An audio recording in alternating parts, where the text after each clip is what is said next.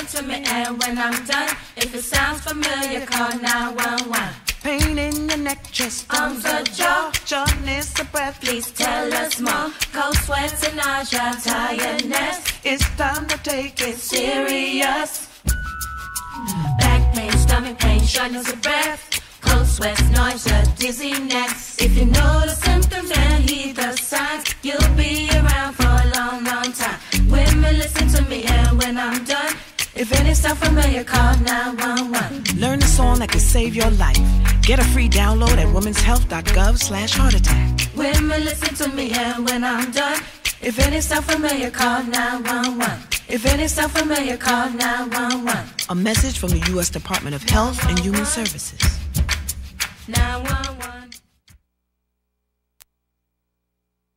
The Community Emergency Response Team, or CERT of New York City, provides assistance in preparing and recovering from emergencies. CERT assists first responders and provides staffing for city shelters in response to disasters and extreme weather conditions. City College is one of the many locations for hurricane evacuation.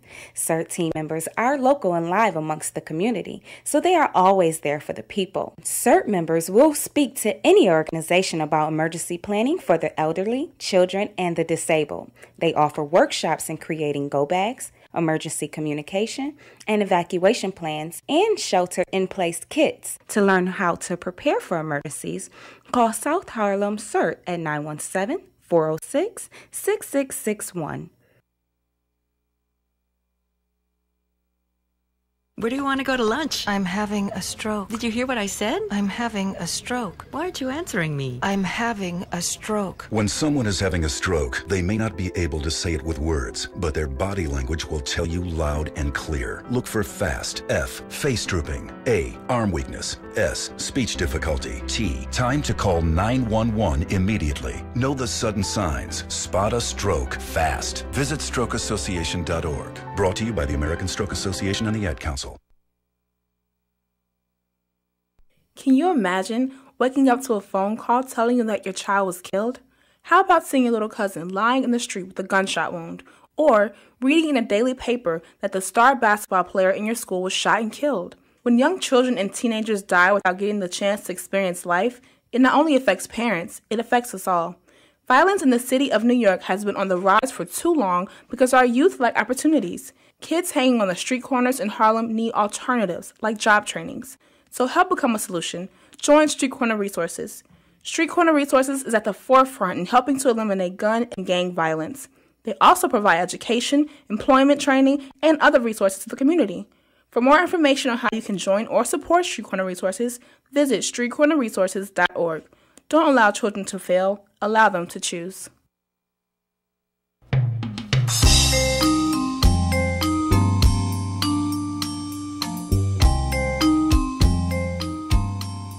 Greetings. This is Honey from Harlem 411. Tune in to Harlem 411 Friday nights at 6 p.m. to 8 p.m. for information on health, education, housing, community events, and more. Harlem 411 serves information to you with the opportunity to call in with your questions. Harlem 411, produced to serve the community's needs. Let us serve you with information. Friday night, 6 p.m. to 8 p.m. on Harlem 411.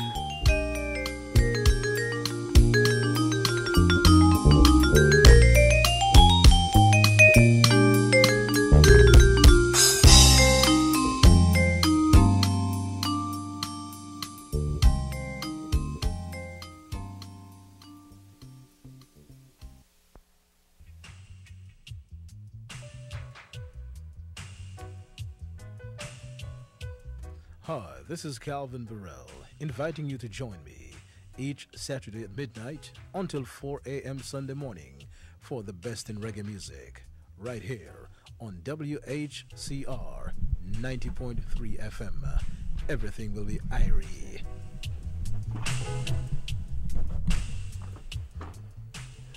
This is WHCR 90.3 on the FM dial, coming to you from the campus of City College in Harlem, USA. Better known as The Voice, and your radio host of The Love Zone. Reminding you that this Friday night, I need you to stop on by my place, The Love Zone, from 8 p.m. until the stroke of midnight, where you will hear some of the best R&B love songs of today and yesteryear. That's right, we take you from 1948 and bring you all the way up to the present, baby. Been serving you your love for over 22 long years, so hey, mark your calendar. This Friday at 8, you and I have a date. I'll see you there.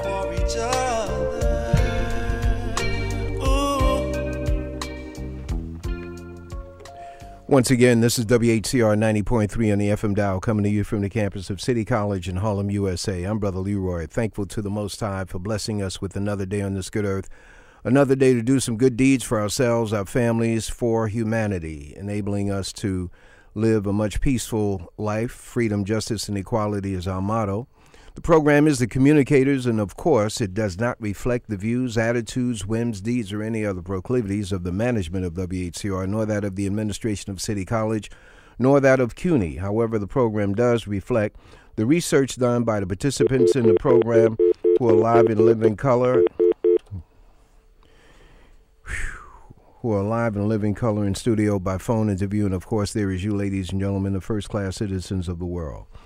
Communicators is dedicated to uplifting the minds, bodies, and spirits of black people here in the wilderness of North America to do for ourselves what we have been conditioned to wait on others to do for us. We've been conditioned to believe that we're not capable, that we're not smart enough, that we're not worthy to hold positions, to even state points of view. That Negro knows so much. When you look at Meet the Press and Washington reports or Wall Street reports on Sunday mornings, you do not see us. And you become mesmerized by other people being experts in the world, and they are experts because it suits the need of their particular interests.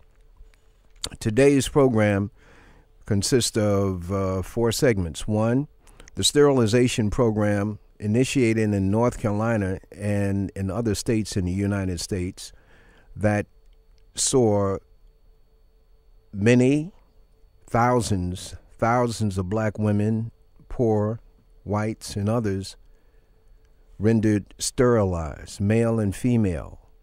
We have a story from one of the victims, and that's going to be the first part of our show. The second part of our show is the billionaire mind. The billionaire mind. Well, I only got $2 in my pocket. How can I think like a billionaire? That's the whole idea of keeping you poor, hungry, naked, and out of doors. You can't think beyond the survival point. The idea of the billionaire mind is to get us to think outside the box that's been imposed upon us. That's going to be at 1:30. At 2 o'clock, we have some parents, some black parents, Haitian and Senegalese, black folks, who are dealing with an attempted takeover of a charter school set up for Haitians and Senegalese and other black French-speaking individuals and others. However, the Honorable Elijah Muhammad said the Caucasian cannot submit to black leadership. So why should you have a school that's going to enable your child, who is French-speaking, to make it in the world? Any school like that is the domain of the colonizer, France. So it's going to be an interesting interview with some parents there. And then we conclude with Brother Carl Dix. Carl Dix is going to be talking about a movie coming out this coming weekend. It's going to be at the Magic Johnson Theater, the premiere. And all told, it's an opportunity for us to gain some information and pass it on. So stay tuned. We'll be right back. Get 'em in, get 'em in. That sun is hot and plenty bright. Let's get on to business and get home tonight, bid 'em in. Auctioning slaves is a real high art. Bring that young gal, Roy. She's good for a start. Bid 'em in, get 'em in. Now here's a real good buy, only about 15. Her great-grandmammy was a Dahomey queen. Just look at her face, she sure ain't homely. Like Sheba in the Bible, she's black but comely. Bid 'em in. Gonna start her at 3. Can I hear 3? Step up, gents, take a good look, see. Cause I know you'll want her once you've seen her. She's young and right, make a darn good breeder. Bid 'em in. She's good in the field, she can sew and cook. Strip her down, Roy, let the gentleman look. She's full up front and ample behind. Examine her teeth if you got a mind. Bid 'em in, get 'em in. Here's a bid of 3 from a man who's thrifty. 325, can I hear 350? Your money ain't earning you much in the banks. Turn her around, Roy, let 'em look at her flanks. Bid 'em in. 350's bidding, I'm looking for 4. At $400, she's a bargain sure. 4 is the bid, 450. $500 now, look alive. Bid 'em in, get 'em in. Don't mind them tears, that's one of her tricks. 550's bidding, who'll say 6? She's healthy and strong and well equipped. Make a fine lady's maid when she's properly whipped. Bid 'em in. 650, don't be slow. 7 is the bid, gonna let her go. At 7 she's going, gone. Pull her down, Roy, bring the next one on. Bid 'em in, get 'em in, bid 'em in.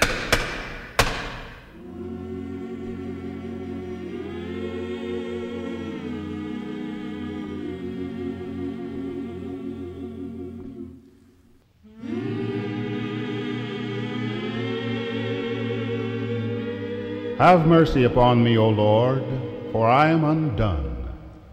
I am wretched and most miserable. When night comes, I wish for day, and when the day breaks, I long for the night again. Unto thee and thee only I yield my aching heart. For in thy gracious mercy there must be a saving power for my troubled soul.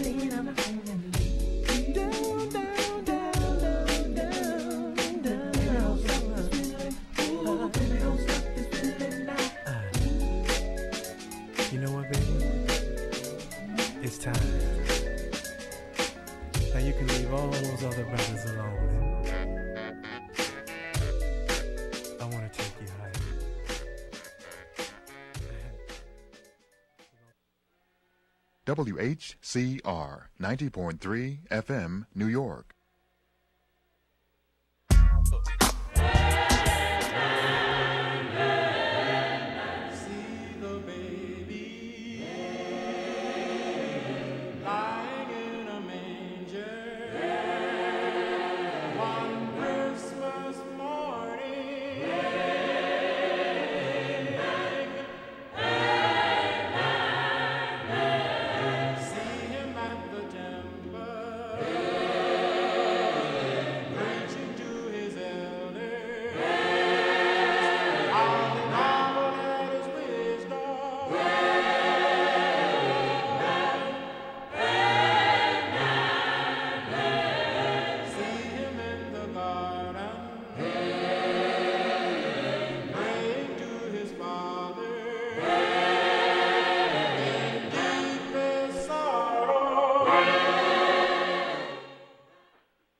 Sister Elaine, do we have you on the line?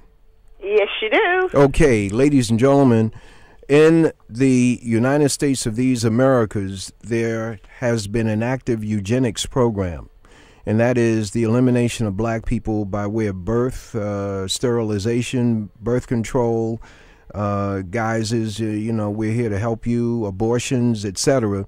And all the while, it fits into a program of eliminating black people from the planet.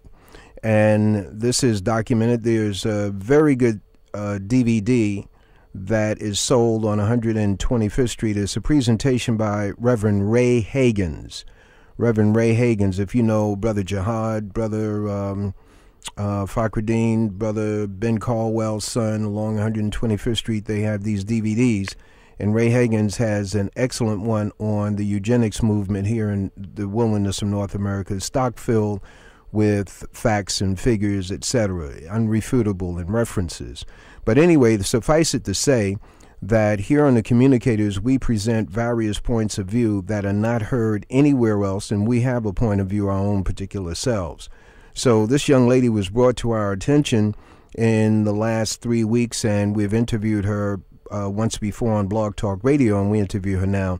We welcome Sister Elaine Riddick, victim of North Carolina sterilization program. God bless you, my sister. Thank you.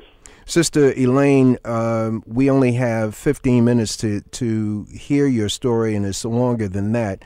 But the fact that of your sharing it will alert our people so that various efforts to sterilize and to poison the system of young black women and even sterilize young men here in the United States, here in New York City, some 1 or 2 or 3 might be saved. So share with us the circumstances under which you were sterilized in North Carolina, the date and the circumstances. Okay, I was, in 1967, I was 13. I was a victim of rape. The social worker finds out that I was pregnant. By the way, I was staying with my grandmother, who was illiterate. My mother and my father both were in prison. And when the social worker found out that I was pregnant, she immediately went to my grandmother and asked my grandmother to sign an authorization form to have me sterilized. My grandmother, not knowing how to read and write, did not understand what the social worker had asked her to do. She threatened my grandmother and told my grandmother that if she didn't sign the papers, that they were going to stop her food supplements, her welfare surplus foods.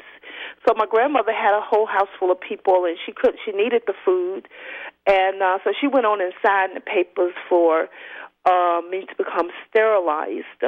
The eugenics are the people that was in North Carolina that approved for the sterilization. The social worker requested it, and the eugenics, they approved it without even knowing me or even speaking with me.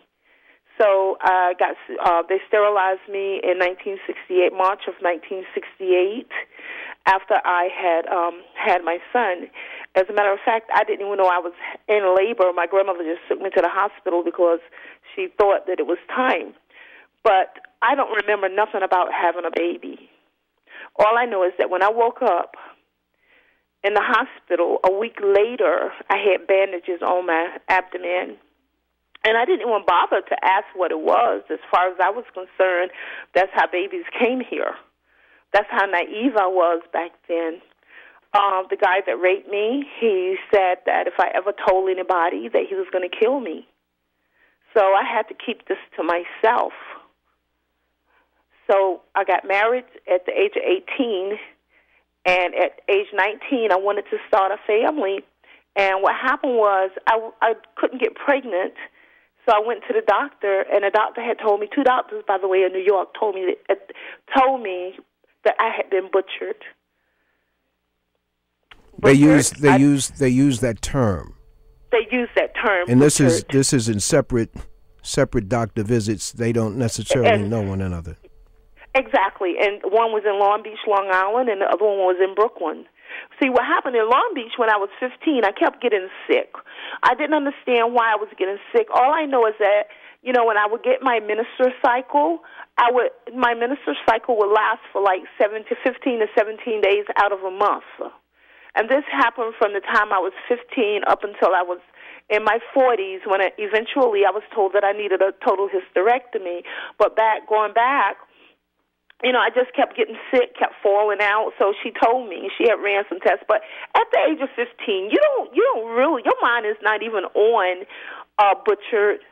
So I didn't press it because I didn't know how, I didn't know what was going on, which is another point that a lot of us black women that don't have access to doctors, they give us all of these contraceptions, and we use them, and we end up getting sick, and nobody tell us that it's from the contraception, like the Depo-Provera or the Assure. So our women are dying off real hard from these birth control methods that they're putting into the black community. What? But me... Go ahead. Go ahead. I'm sorry. Go ahead. But anyway, so I got married, and it's like 4 years later, here's this thing coming back to me when I go and I can't find out why I'm not pregnant. And so the doctor, again, he ran all kinds of tests on me. He put the needles through my abdomen and took pictures, a little camera. And then he, too, told me that I had been butchered. But this time I was old enough to ask questions. What do you mean butchered? He told me that my tubes were so severely damaged that he didn't think that that I would ever be able to have children. So I'm going crazy. So I says, wow, what can we do? So, by the way, I had 3 surgeries on my stomach trying to get pregnant, and they failed. And so, go ahead, continue. At that point, he explained to me what had happened to me, that I had been sterilized. I asked questions, and he said that whoever delivered my baby went inside of me and clipped, burned, and tied my tubes. Clipped, and burnt my tubes. So that's why I wasn't getting pregnant. And so then I told my sister, my oldest sister, which she understood a little better. So she got me in touch with the American Civil Liberties Union, where they decided that they wanted to sue the state of North Carolina for malpractice. So, that's exactly what they did, but I did not win the case. But in terms of pursuing the case, you came into some knowledge at every step of the way. Share with us what you began to learn broader than your own experience. Well, as I in 2002, the Winston-Salem Journal did a story on the sterilization victims in the state of North Carolina. So they come to me, and then I started realizing that it was more. First, I thought it was just me that this had happened to. I didn't realize that it was so widespread, that the state of North Carolina itself has sterilized 7,600 people, women, men, children, boys and girls, and the children was all was under the age of 19, and basically they targeted the 13, 14, 15-year-old group. Now, North Carolina has sterilized 2,999 children, all under the age of 19, boys and girls, 1 5-year-old girl, and they sterilized. They sterilized young boys.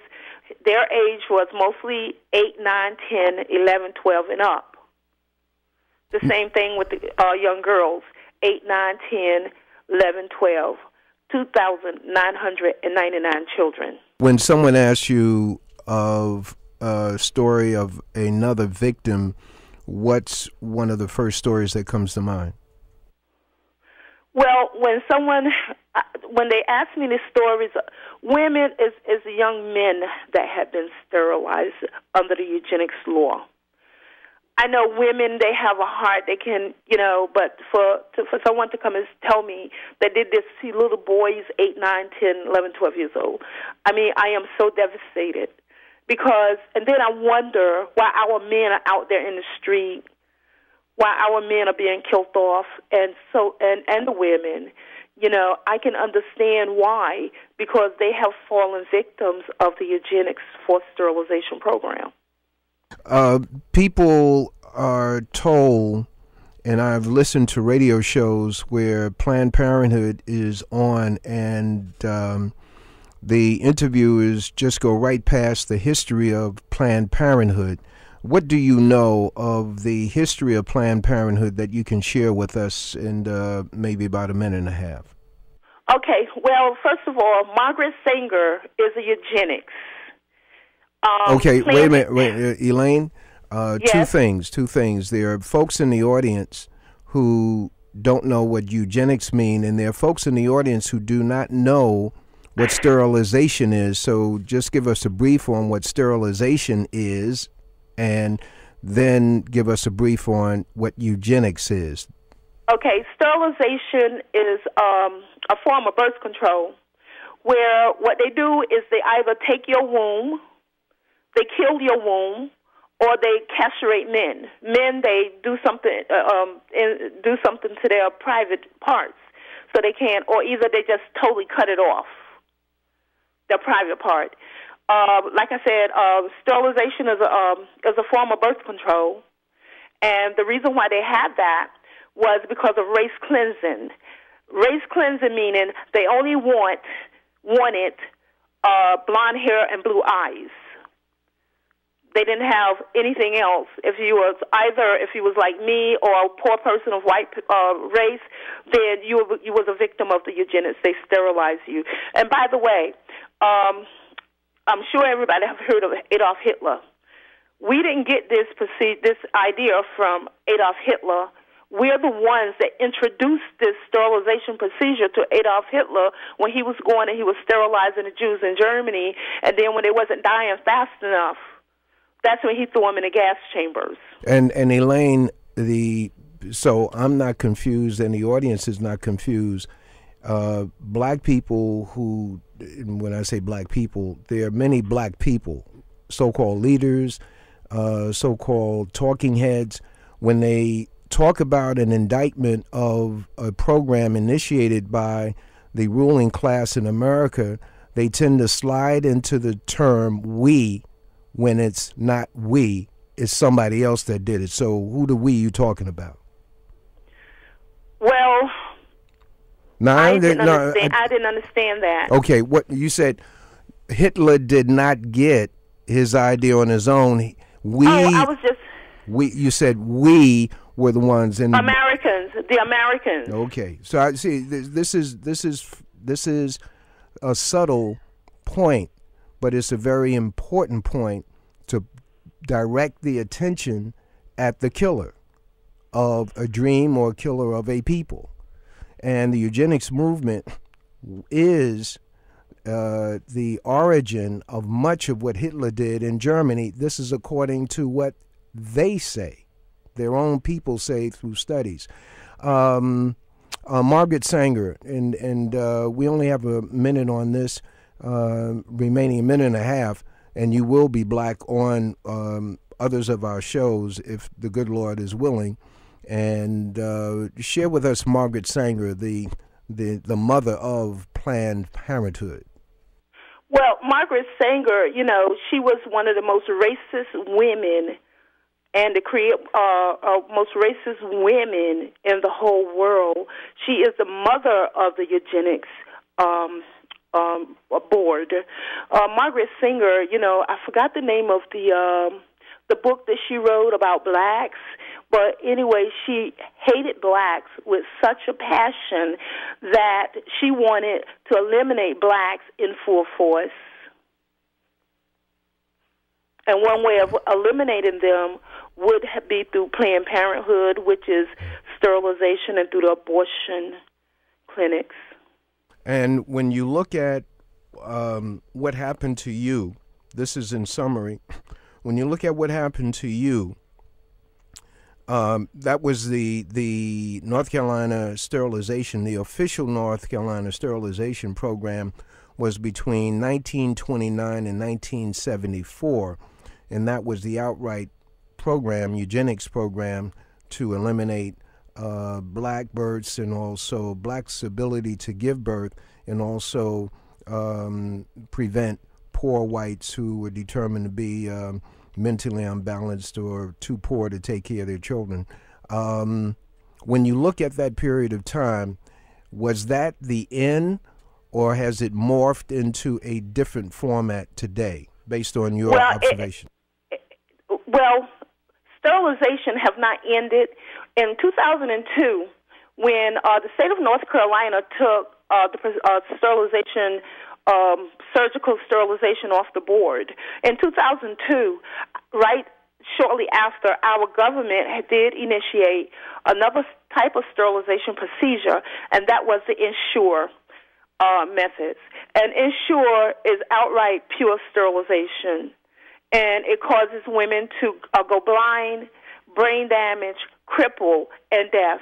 And by the way, one more thing that I think that's important. The United States government said that they only sterilized a total of 65,000 people. Again, California did over 20,000 people. North Carolina, 7,600. Virginia did between 8,000 and 11,000 people. Georgia did 3,300 people. There were 33 states. That's almost 65,000 right there. There were 33 states in it. There are 32 states in the United States that sterilized its victims against their will. Hold on a second while we pause for station identification. WHCR 90.3 FM, New York. When you refer people who have heard your interviews, etc., when you refer them to websites and or email addresses, etc., what do you do? Well, I just tell them to go online and just Google me up, Elaine Riddick. Or, just if they want to read and want to know the history of the eugenics, they can just Google up Elaine Riddick, and they will hear the whole story. Or either I tell them to look at the movie Mayafa, which is good. And by the way, I've had so far 4,660,000 hits on my people that's read about me. Okay. And have heard about the story of the eugenics for sterilization program.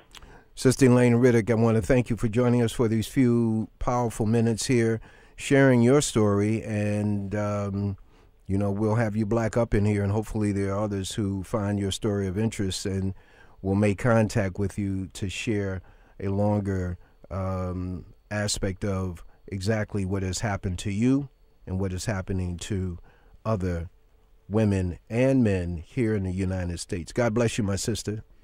Thank you. Thank you. Have a blessed day.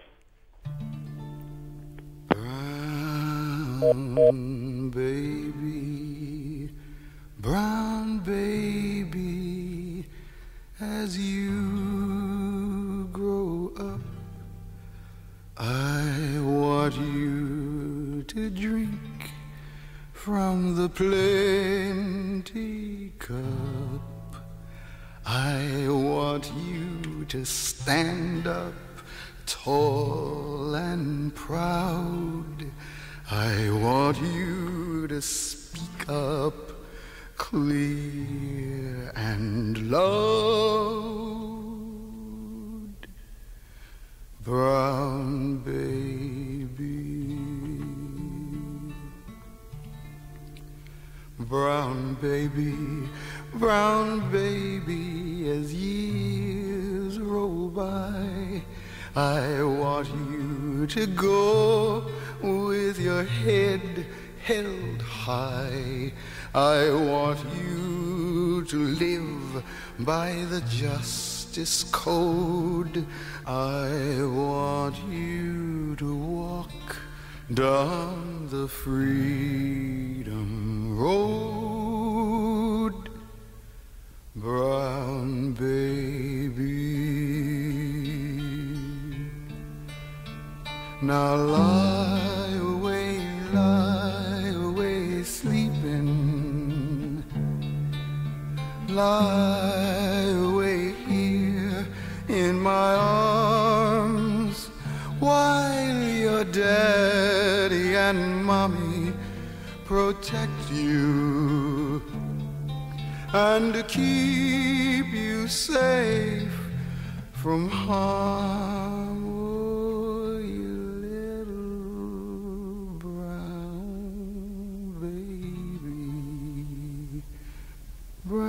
baby, it makes me glad that you will have things I have never had. When out of men's hearts all the hate is heard, you're gonna live in a better world.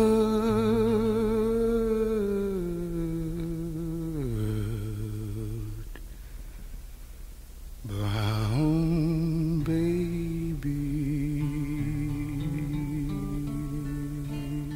Oscar Brown Jr., and there's a lyric in there wishing the brown baby, his baby, that they have things that he never had. Father singing to his child. And that's what a billionaire mentality is. Each individual who's put on this earth, has a God gift and talent. And their potential, whenever it's stopped by way of miseducation, by way of bullying, brutality, by way of us in our own families telling our children that they're dumb, that they're stupid, that they're like their father, they're not going to be anybody, that they're like their mother, they're not going to be anybody. That puts a little cap, a false cap on their goals and aspirations that they have by nature. Well, that's our segue into this interview with a young man who's organized a network of individuals and who has organized an event that's coming up. But we're going to talk about the intent and the goals behind this event. It's called the Millionaire. I'm not looking at the exact, but all I focused on was Millionaire, because up until our brother, the brother who started BET and the brother who wrote Why Should White Guys Have All the Fun, up until these young brothers began to make a headway in the business world, we didn't have a notion that black people could own a major corporation or that black people could become a billionaire. Without further ado, Brother Ali Yassin. God bless you. Assalamu alaikum. Wa alaikum assalam, my brother. How are you, Brother Leroy? Great to hear your voice and great to spend some time with you today. My brother, you have an event coming up, but before you tell us about the event and all those great minds who are going to be there, tell us your evolution into saying, hey, you know, everybody's got potential. Let me just begin a network of individuals who can vibe off one another and create a mastermind complex that would enable each and every individual to go further in life than what they would normally achieve. Yes, I would be happy to. Just telling a little bit about the philosophy and what we are doing and why we're doing it. It's the Billionaire Mastermind Forum.com. You can go to the website and that'll give you a little bit more detail. But it's dedicated to sharing a greater vision to the world and making it a better world by teaching a daily philosophy of the power of human potential and the power of unlimited possibilities that we can all have in our lives. So the overall philosophy is that we have the power to control our minds, and we have the power of our thoughts, and our thoughts create our reality. So that the forum purpose is to bring positive-minded people together to share the concepts of billionaires and millionaires' mindsets worldwide. Now, you mentioned Reginald Lewis, and I'm happy you mentioned him. He was a black billionaire back in 1997 who took 20 people and put them together for $20,000 and went on to develop a multi-billion-dollar enterprise. So it's not how much you have in terms of dollars and cents, but it's more important how big you can think.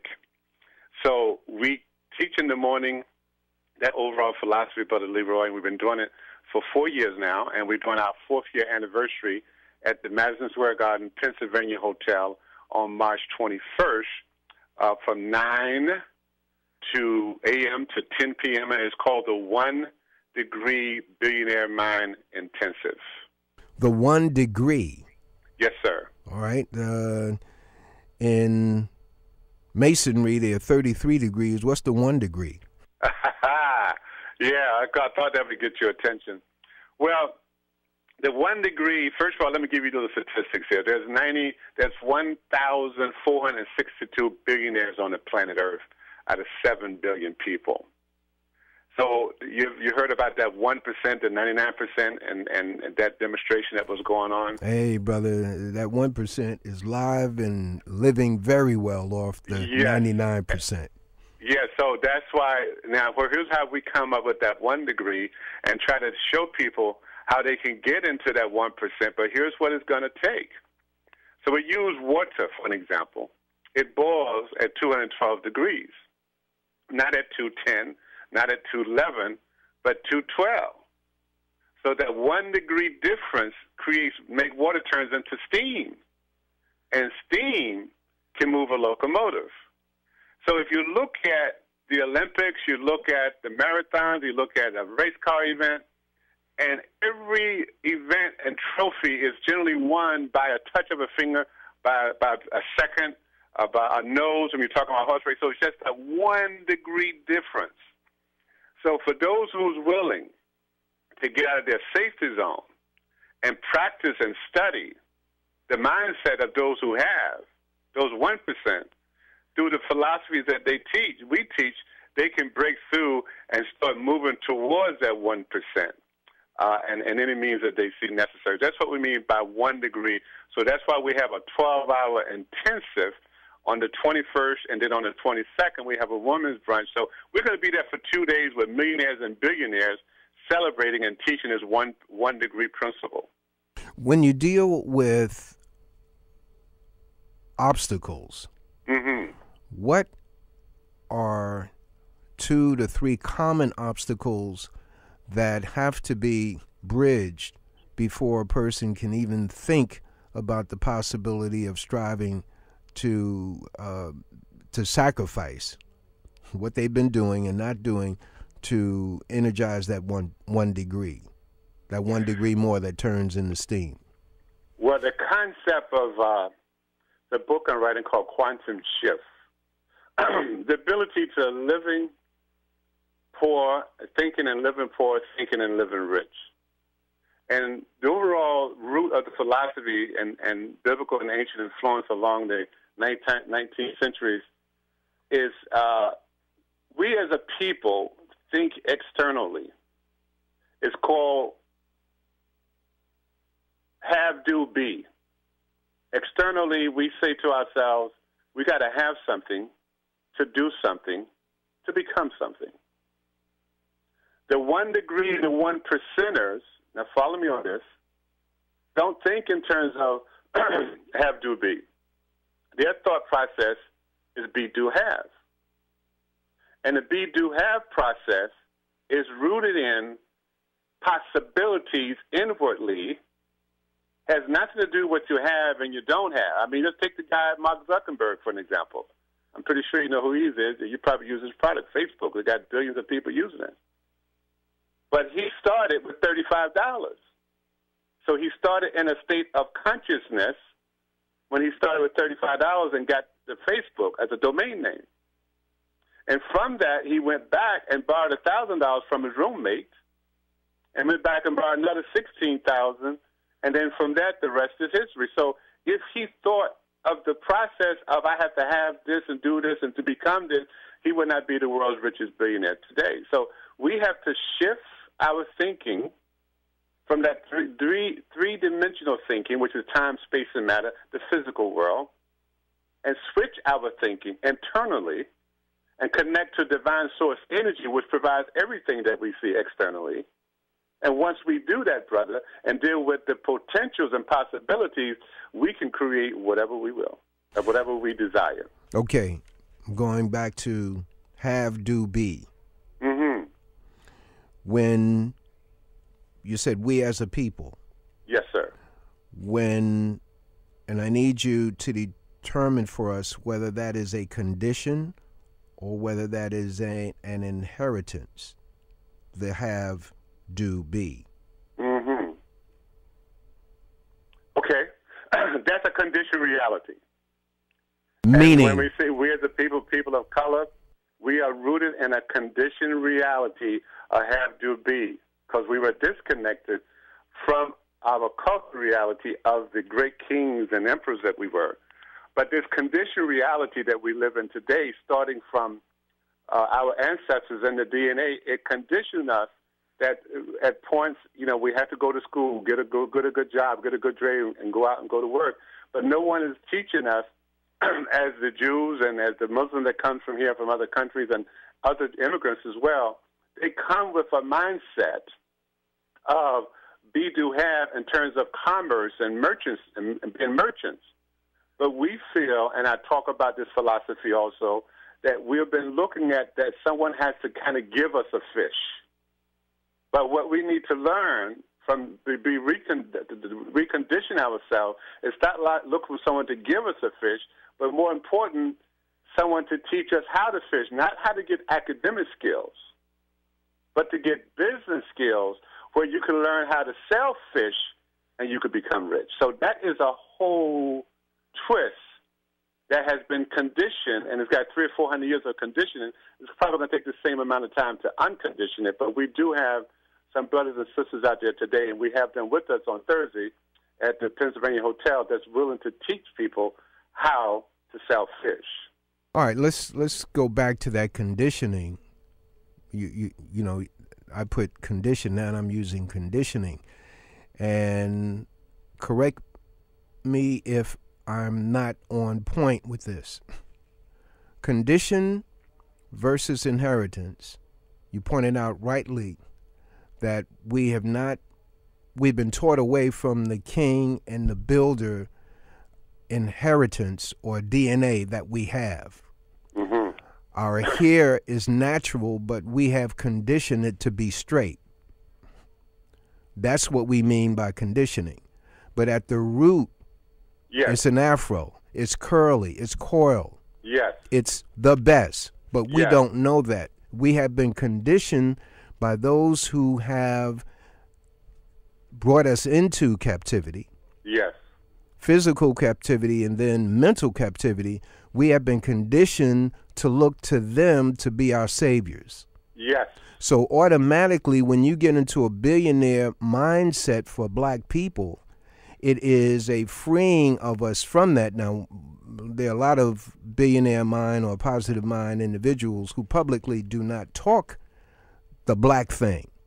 They do not talk the black thing, but at the essence of where they're coming from is the black thing, that we are the origins of life. We are the origins of civilization. So yes, how can you accept operating out of a matchbook mentality when we created the sun? Yes. Amen. Yes. Yeah, I liked you brought up the hair. I could use that, and we can go in many different areas here, and areas that some people, your listeners probably know, but from the Willie Lynch philosophy all the way up to where we are today. But you mentioned the hair. I like to use that as an example of how we are limited to our richness in terms of commerce and money that we have based on the condition that we've been conditioned to believe that our kinky hair needs to be straight. And if you just think about that for a minute, then that is a form of conditioning reality that can be spread over in any area of life. You can, from the color of our skin to anything we can think of, and to the things that we actually internalize that make us wealthy, like the cars and the rings and the bling-bling and what have you. Someone said that the person's got the bling-bling and they got the cars and they got this, they are someone to be respected, but we're respecting the material wealth of what that individual has developed, not the intellectual or the moral wealth that the individual has developed. We cannot see that. All we see is the material things, so we're gravitating towards that. But the overall thought here in the Billionaire Mastermind Forum, we're going to go into some serious changes here, and the sequester and the government cut. I mean, brother, it's so bad you can't even go to the White House anymore. They cut that off, so you can imagine what else is coming. So we got to get prepared. So we're saying, and the Billionaire Mastermind Forum, that there is undeveloped territory in cyberspace. In other words, all the land that we know of, either the government owns it or someone said is mine. They belong to someone. But in cyberspace, where we can go out and start our online business in cyberspace on the Internet, you can go out there and just put a name out there and pay $35 like the guy on Facebook and become a billionaire. I mean, he did it, and why can't you? So we teach people how they could take a little bit of money, take an idea, and turn that into triple or quadruple their income. They don't have to become billionaires. You don't have to become a millionaire. What about just living above your means? I mean, not above your means, living a good, comfortable lifestyle and having the money to do what you want to do when you want to do it without being a slave to someone else's dreams. Without being a 100% consumer every weekend. Yes. Buying 3 pairs of sneakers to match our T-shirt and doing it every weekend. And having 2 apartments, one apartment full of sneakers and the other apartment where we live. Hungry, naked, and out of doors almost. Yes, absolutely. And I gotta add, this is me. I'm not asking you for your agreement. Our young sisters who are getting super fabulous, that's their term, super fabulous hair weaves, and their little boy and little girl can't read, don't know how to spell their name, and they sending them to school without having read a book to them, but they got the latest video, MTV hair weave, that they don't even know where the hair come from. They don't even know whether it's real. And that's draining our, and then the nails. I ain't never seen black women with so many 18 color nails. And the black woman, this is my statement now, the black woman is the most beautiful on the planet Earth. Yes, sir. Everybody wants to be like her, including that woman that got 18 million tans and took a little girl in there, going to give her a tan too. But the fact of the matter is everybody wants to be like us, but we have been conditioned away from being ourselves. What we're going to do in these last few minutes, and these are precious minutes with you, brother, and for our audience, what we want you to give is how to connect with the event. And we're also going to give out the telephone number here for folks who may have a question on some of the things that you said. 212-650-6903. 212-650-6903. You'll be on the air with Ali Yassin. Don't give a statement. If you go into a statement, I'm going to cut you off because I don't have the time. Brother Ali Yassin, in other words, go direct to your question. Brother Ali Yassin, how do people connect with going to the event? They connect by going to the billionairemindintensive.net, and they will show them where they can purchase their tickets. It's $37 for all-day event, and then they can also... We can't mention dollars. Oh, dollars. But okay. I will say this. I will say this. Let me just say this part. Ali. Anyone that's coming in that's a student, they're coming in for free. There's no cost to them. Wait a minute. Say that again. The young generation. When we're talking to ourselves, brother, we're wasting our time. Any young generation that's a student can come in for free, and we have free books for them, free seating, and VIP treatment.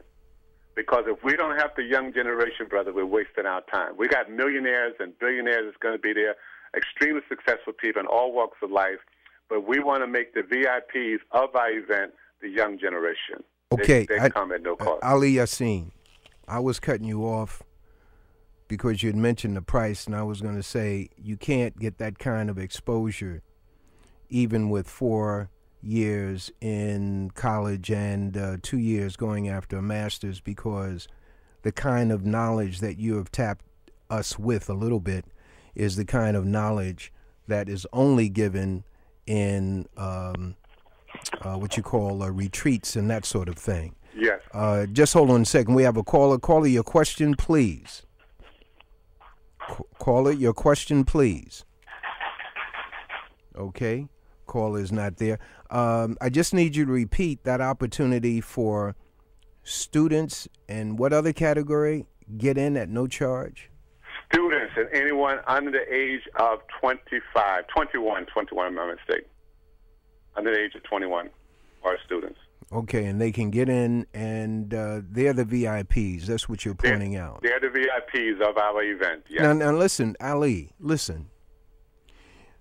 What have you found in terms of the potential of the younger generations, the generations that you've designated 25 and under? What have you found in terms of their ability to get ideas and also to implement ideas and to have an entrepreneurial bent already in them? Okay, let me also, I give free every morning coaching for an hour. So we have anywhere from 4 years old to 10 years old up to 111 years old. We have one gentleman who's one of our guests was 111. So we have all age ranges, and we speak to a lot of young generation every morning under the age of 30. They call in. May I give that number out, brother? The conference. Please, brother. Okay. Yes, 712. Take your time, write it down. It's more important than anything has been said here. 432 0075, and then you have to put in a PIN number, and that PIN number is 915358, and that's pound. And I repeat that again, 712-432-0075, and the PIN is 915358 pound.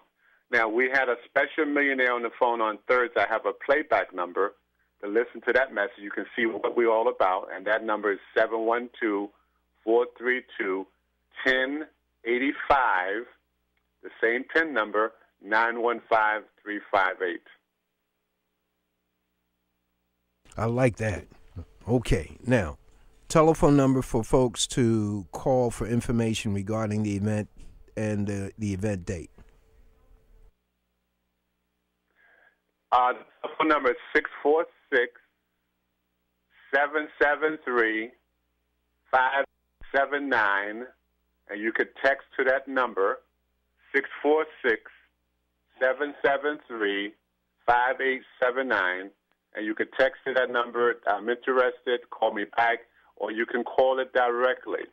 We're going to be there on March 21st. It's a Thursday coming up, 8 a.m., 9 a.m. in the morning to 10 at night, and we're going to have George Kimbrough, George Frazier, Robert Allen, Andrew Morrison. We got millionaires. You got the flyer, brother. We got millionaires on top of millionaires, as well as motivational speakers, all agreed to come and unite with us for our 4th year celebration on March 21st. And on the 22nd, we have a women's Shades of Purple brunch honoring Women's History Month, Women's Month. We got about 200 women coming to that event on that Friday. So we'll be there Thursday, the 21st, and Friday at the Pennsylvania Hotel, 33rd Street and 7th Avenue, in front of Madison Square Garden.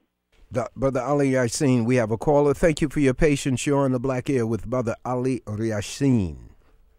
Hetapu, this is Akuya Weeks.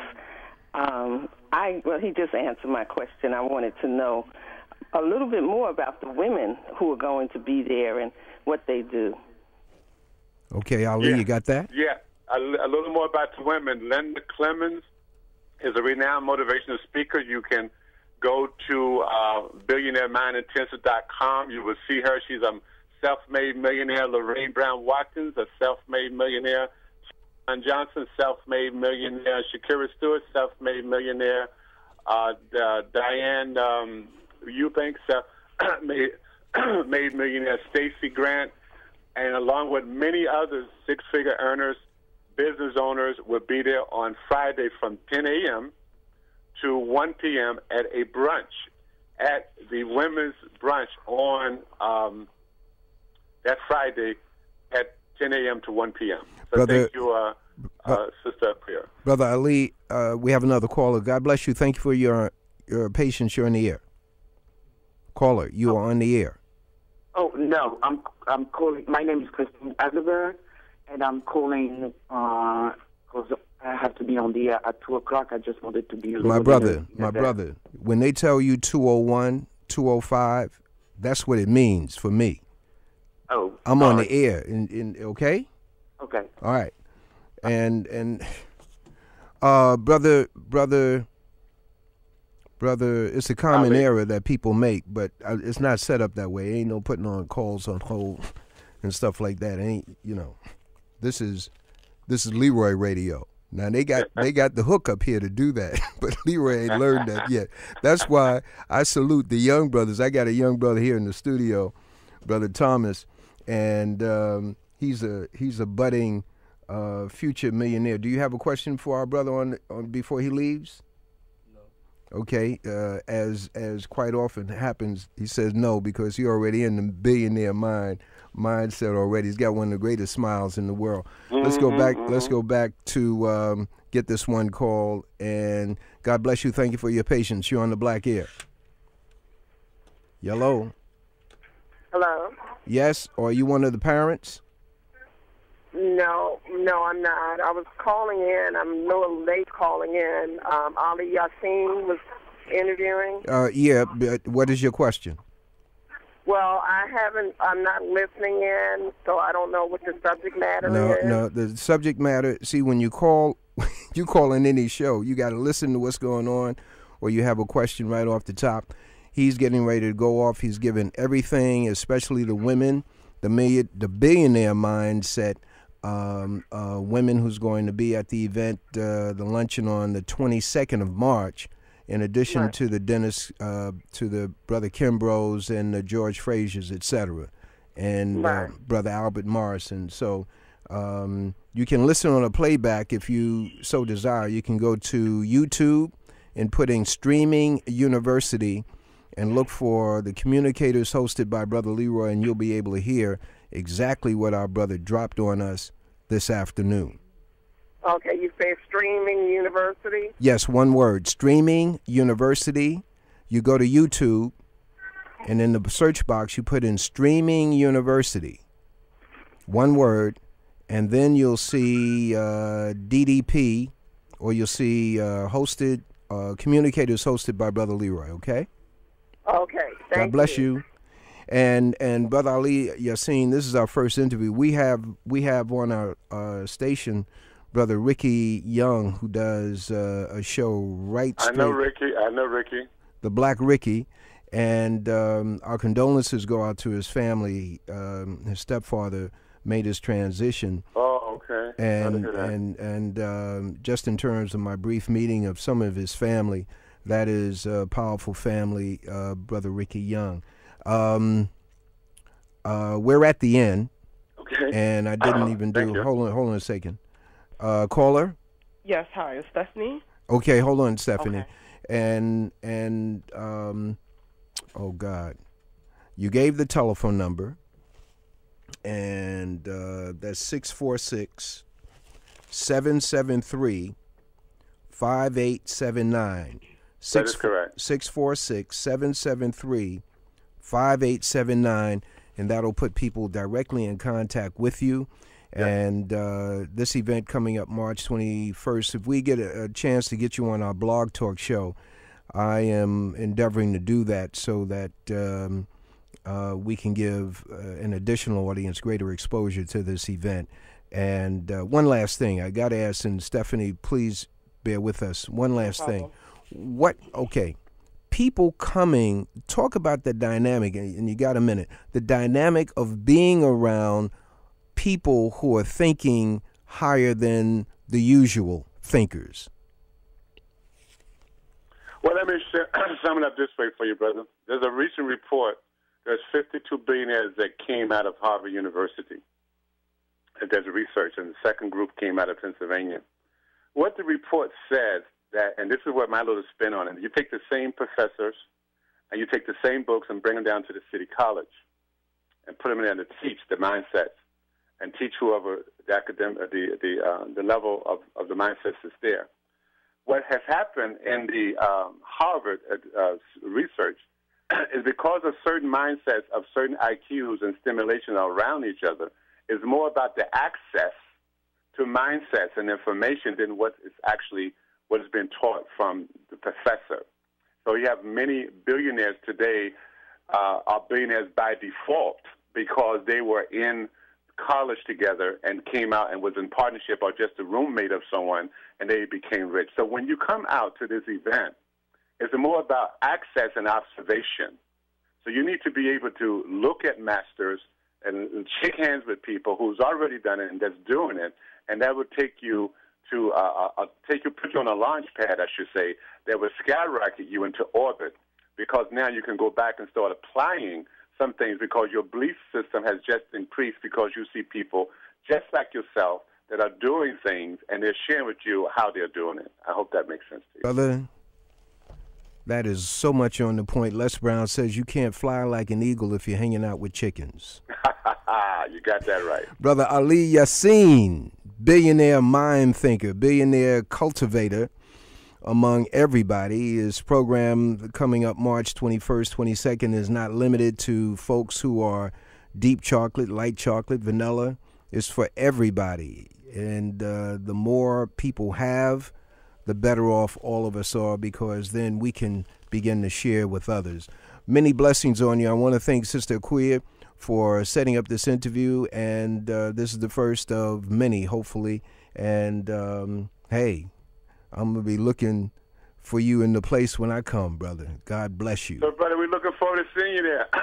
Brother, I'm going to be on that conference line in the morning saying that I'm 12 years old so I can get all the goodies in the morning that you'll be giving up. I ain't passing up nothing, brother. God bless you, my brother. All right, thank you. All right. Assalamu alaikum. Wa alaikum assalam. And Sister Stephanie, ladies and gentlemen, we have online a parent, and let me see, okay? And other parents will be joining us. There's a situation in New York City, and let's see if we get this parent. God bless you. This is WHCR. Are you one of the parents? Yes, I am. Okay, hold on. And been brought to my attention that, charter schools are an ideal opportunity for independent, conscious-minded individuals to attempt to start a school that would meet the needs the needs of their children and the children in the community. That's an ideal situation. That's what a lot of people shoot for. The other aspect of charter schools is that it's a money churning situation for folks who have connections with the Department of Education, and they can pull off 2, 3, 4 schools and earn close to $1 million a year off of black folks. Charter schools you do not find proliferating in the Caucasian community. The laboratory for charter schools is within the black community, because black parents are starved to get their child into an environment where they can learn. The mother believes that her baby is smart, and the mother and the grandmother, they're not wrong. The education process in America has never been to educate blacks to be equal to those who have benefited from us being brought over here.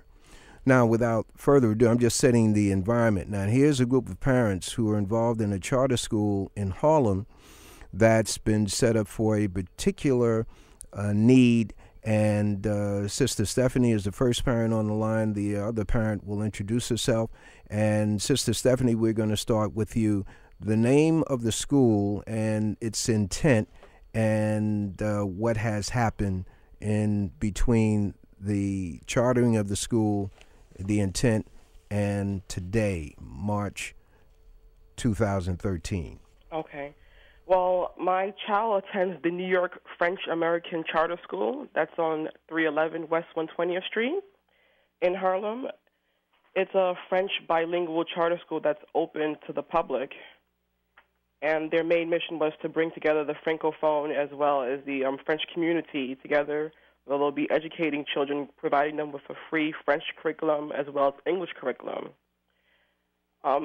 It has turned to where if you are vocal against the current administration, the principal, assistant principal, or any of the board members, they are using tactics where they are filing in false New York City ACS complaints against mostly black and African parents, where most of them are either forced to leave the school because the New York City ACS is on their back.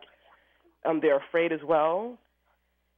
And then you have the assistant principal and the principal of the school who are running the school as a Gestapo. They have several cronies in the school who are targeting teachers as well as a school nurse, targeting these children, the children of the parents who are vocal, by calling them out of class, questioning them about their home life to initiate ACS complaints. The school nurse has been filing several false nurse's note. For example, in my case, my daughter has been pulled out of the class could be if she fell asleep in class, she's sent to a school nurse. If she urinated on herself by accident, she's sent to the school nurse. Any simple thing, she's pulled out of the class, sent to a school nurse, and there's false nurse's notes being written up to initiate ACS complaints. I have been the victim of where I voiced my complaints about the curriculum in January to her school teacher, and instead of her teacher answering my question back, she forwarded my email to the principal, who responded back to me very nasty. She felt as if what my concerns was not important at all, and I responded back to her and let her know that you cannot neglect one aspect of the curriculum over the other and expect a child to be successful as they grow older. From then on, a couple of weeks after my complaint, an ACS worker called my house with an allegation the school made, the worker said, an allegation regarding abuse, and I've never, ever been involved with this system, or my daughter has never been abused at all by me or anyone in my family. However, because the school made this complaint, ACS are required to, do their civil duty of investigating this complaint. A month after the initial ACS initial ACS call, my daughter reported to me that her assistant teacher was mocking what she heard regarding ACS. And as soon as I heard this complaint, I went to the school the following day to approach the assistant teacher, who denied the allegation. I attempted to get in contact with the assistant principal and the principal of the school, who were not on site when I came to the school. I also approached the social worker, who was reported by many children of the school to have been pulling out children of the classroom for no reason, just to ask them questions about who they sleep with, what time to go to bed, are they being fed, what type of food do they eat. And when I approached the social worker of the school, she also denied ever doing this action. The social worker was so upset by me questioning her that she went down to the lobby of the school and told the receptionist that the police should be called because she felt I was intimidating her. After I reported to the authorities what my daughter allegation was regarding the assistant to the teacher mocking her regarding this ACS allegation, 4 hours later, that same day after I made the report to the authorities, the principal of the school, Edith Van Coupan, called the police on my daughter, my 6-year-old daughter, and had her escorted out of the school in police custody and taken to the emergency hospital, where Edith Van Coupan made a false report alleging that my daughter had bruises on her back. The ER doctor indicated no observation of bruises or child abuse or neglect. This is amazing. There's been no indication at all from the initial the initial call that was made to ACS from the school, the first set of ER doctors and the social worker at the hospital found no indication of child abuse or neglect. And the second time around, when the principal called the police on my daughter, the second ER doctors made no indication of child abuse or neglect. This is what I have been having to face ever since me being vocal against their broken system.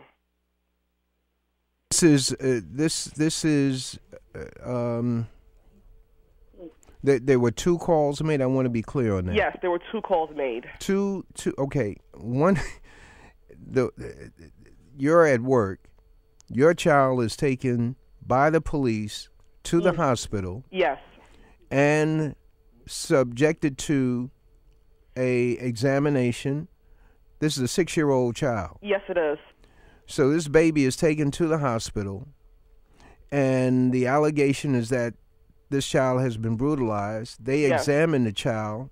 Yes. And there's nothing there, unsubstantiated, they say. They don't say we don't see nothing. They say it's unsubstantiated. That's correct.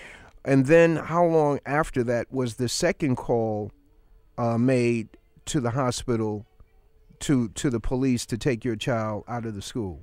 The second call was made 4 weeks after the initial report that the school made to ACS. The same findings? Yes. Okay, so here's because we only have a short time with you, here is what I'm hearing. There's a charter school in Harlem set up, when you say for French, is French bilingual and francophone. Yes. Explain what that is for me in the audience. Francophone. Francophone are the French-speaking countries outside of France, in the Caribbean, and the various countries in Africa who speak French due to the colonization. Okay, so we're talking about Haiti, we're talking about Senegal, yes. We're talking about Mali, Ivory Coast, Guadeloupe, Martinique. So here's an ideal situation for many of the families within our community to have targeted learning where their child would not be encumbered by so-called special ed need classification in order to get bilingual education and bridging the gap from their, quote, natural language, native language into French, into English, etc. That's correct. And okay, I'm going to go to our next parent, and this is, for the audience, this is, quote, an informative interview, and anyone from said school have the opportunity of coming on and refuting anything that they hear that is not in line with the truth. And we'll invite documentation of the ER visits and the non-substantiation. We'll get that, because I know that's a legal thing, very much legal. Yes. My other parent, your name and your situation at the school. Okay, my name is Sandra Jean Francois Ultimo, and pretty much I support Stephanie because this happened to me also, although my situation is somewhat ended. We're like in the legal process now, but not directly with the school. But my situation had to deal with the nurse. I brought a complaint to the school about the nurse. My son is diagnosed with type 1 diabetes. So the nurse knew that from the onset, and she was working well with my son until her hours were cut short due to budget cut. And following that, I'm trying to make the story very short, very long story. So following that, what we did was I met with my doctor, and she provided a new what would you call it, order to the nurse so that she would follow that, how to take care of my son while he's in school. She decided to not follow that and instead started to question my son about his house, how he's treated, and so forth and so on. The next thing I know, ACS is called, and then, once ACS comes to my house and everything is investigated, the case was closed within a week. It was just like a waste of time, and why did they call me? So pretty much Stephanie's telling the truth in the sense that I know this was done to me from the beginning of the school. Once you speak out against something that's being done, you seem to be viewed as a problem, so they try to get rid of you. Yes. So I think that's their motto. You can't speak out. What is the intent behind what's happening? What are some, as can be determined by the parents who've been there? What is that definitely could not have been at the very beginning of the school starting up, because I don't think we'd be talking now. No. Right. Well, I was there from the beginning of the school, and from the beginning of the school, the issue is the leadership. The leadership of the school was not really a strong one. So pretty much what's been happening with the schools from the beginning, we've had so many different leaders. The administrative staff has been changed literally every year from once it started.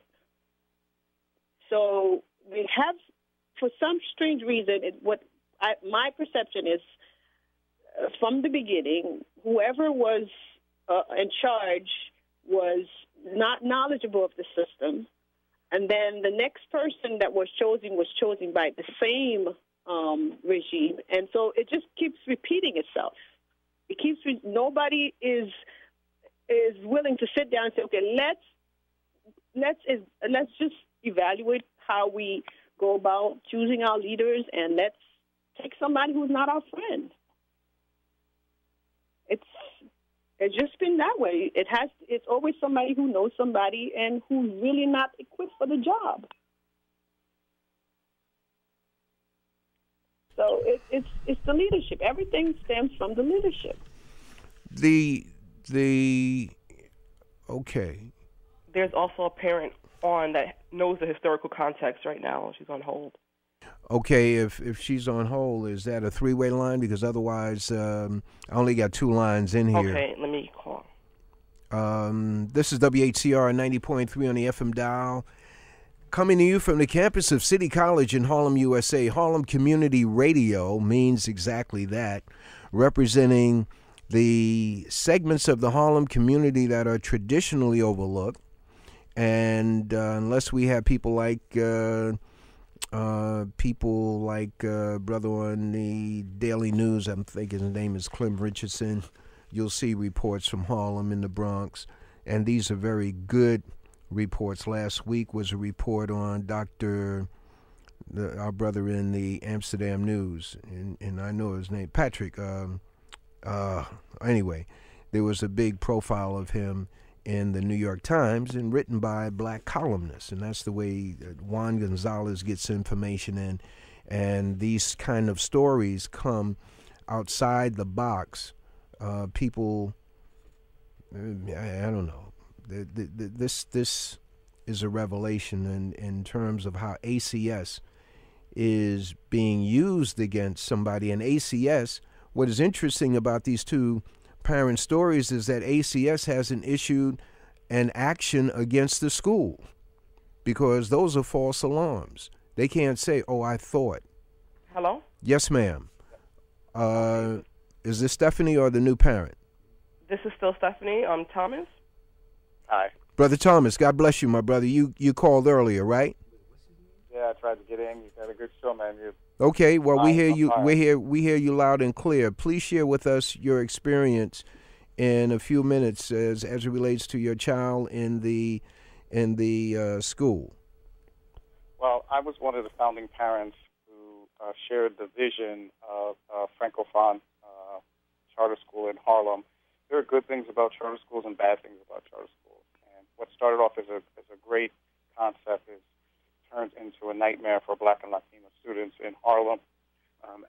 And these white liberal parents, French parents, have come into our community, and they have taken over this school with their black upper middle class allies, basically to profit off the taxpayers in terms of private funding for a private school in a public school funding base.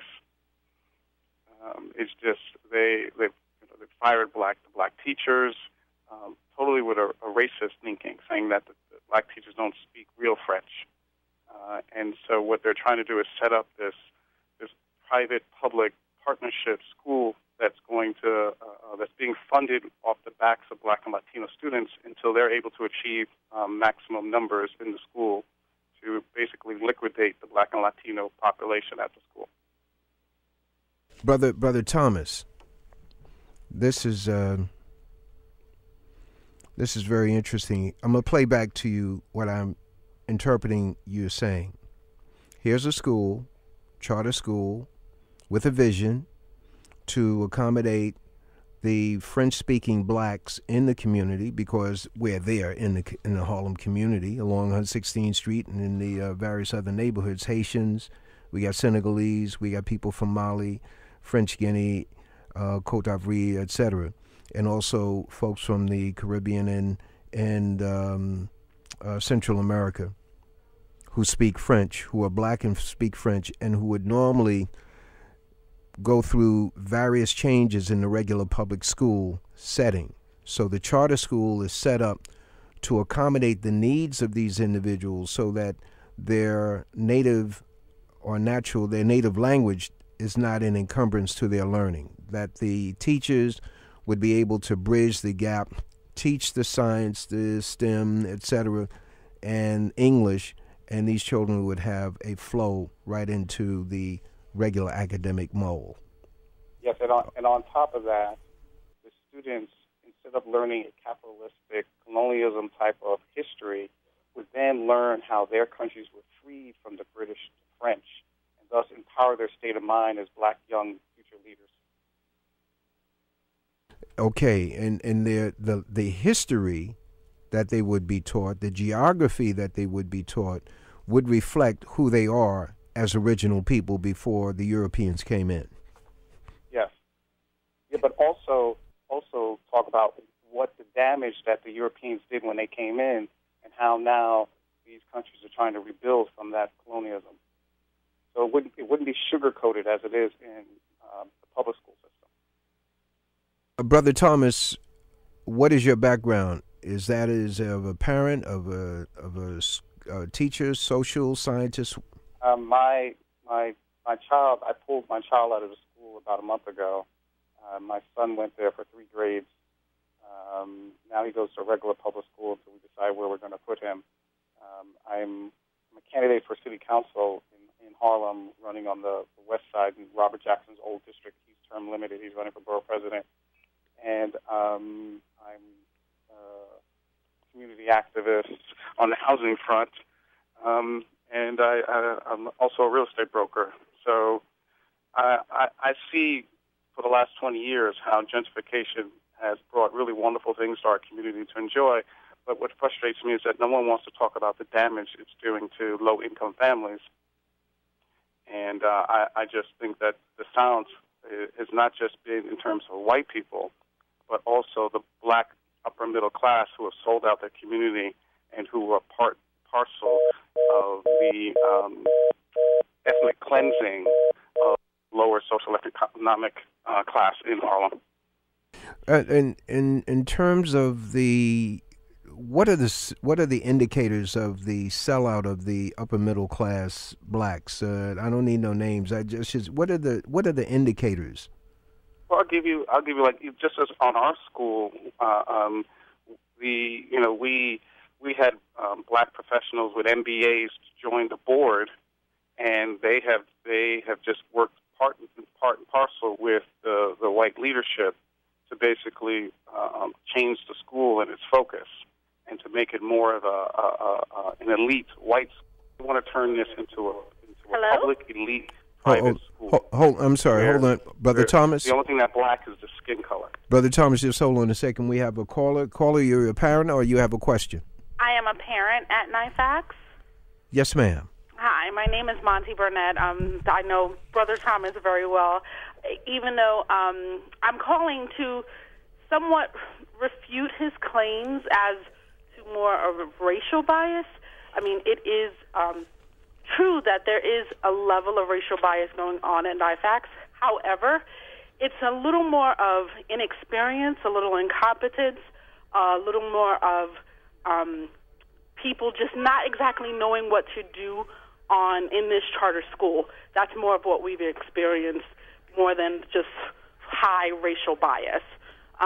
It seems everyone had I've been in the school approximately 2 years. My daughter started as a non-Francophone speaker, and when we got there, I mean, I've studied French, and I wanted my daughter to be able to do the same. So everyone who has attended this school came for the same reason. Either they were culturally French or they wanted their children to experience a bilingual education. However, in the 2 years I've been there, between infighting between parents and faculty, infighting between faculty and administration, infighting between the board, nothing is being accomplished progressively in this school. So we can sit here and go on and on about the racial bias. However, you can't refute the fact of some levels of incompetence or levels of it's so much anger and disparity going on. The kids aren't learning. So I can sit here and listen to Thomas talk about what's going on because he was there a little bit longer than I. However, we don't want to lose focus as it's still a school. Even if you removed, a PS 76, which is around the corner from me, is experiencing the same things, and they don't even have a language program. So this is going on more in schools of color than just the language becomes just an added benefit and or problem. Okay. So it's something that we need to do progressively across the board. We just all happen to be dedicated and very passionate parents at this one school. So I hope that more parents call in, or more people who are concerned call in or want to participate. We have a PTO, a very active PTO. We have a very active parent body. We're just kind of divided, and that's what I think we need to stay on that level. I've witnessed Stephanie and her trials come to the school and try to get other parents involved in not just knowing her personal business, but also trying to help understand, like, what is really going on here. The other parent who had the issues with the nurse, like, we've all experienced that. And a part of it, I don't know if it's a level of ignorance, because either people, they see, they're like, oh, that's their problem, not mine. But it's all our problem. It's, these are our children, and our children interact together. And if we don't become very active and participatory, then we can say, oh, yeah, well, the administration is going to take over the school in a bad way. But you can't just come in and be angry. You got to come in and participate and be productive. And that's one of the things that I think people really need to know what's going on. Sister Burnett, just hold. Wait, Brother Thomas. Sister Burnett, hold on. Brother Thomas, hold on, because I have to do that which I didn't do while you were speaking, and that is to let folks know that they are listening to Harlem Community Radio. WHCR 90.3 FM, New York. And rather than get into a back and forth, No, Brother Thomas, just hold on a second, because I have a question of Sister Burnett, and that is the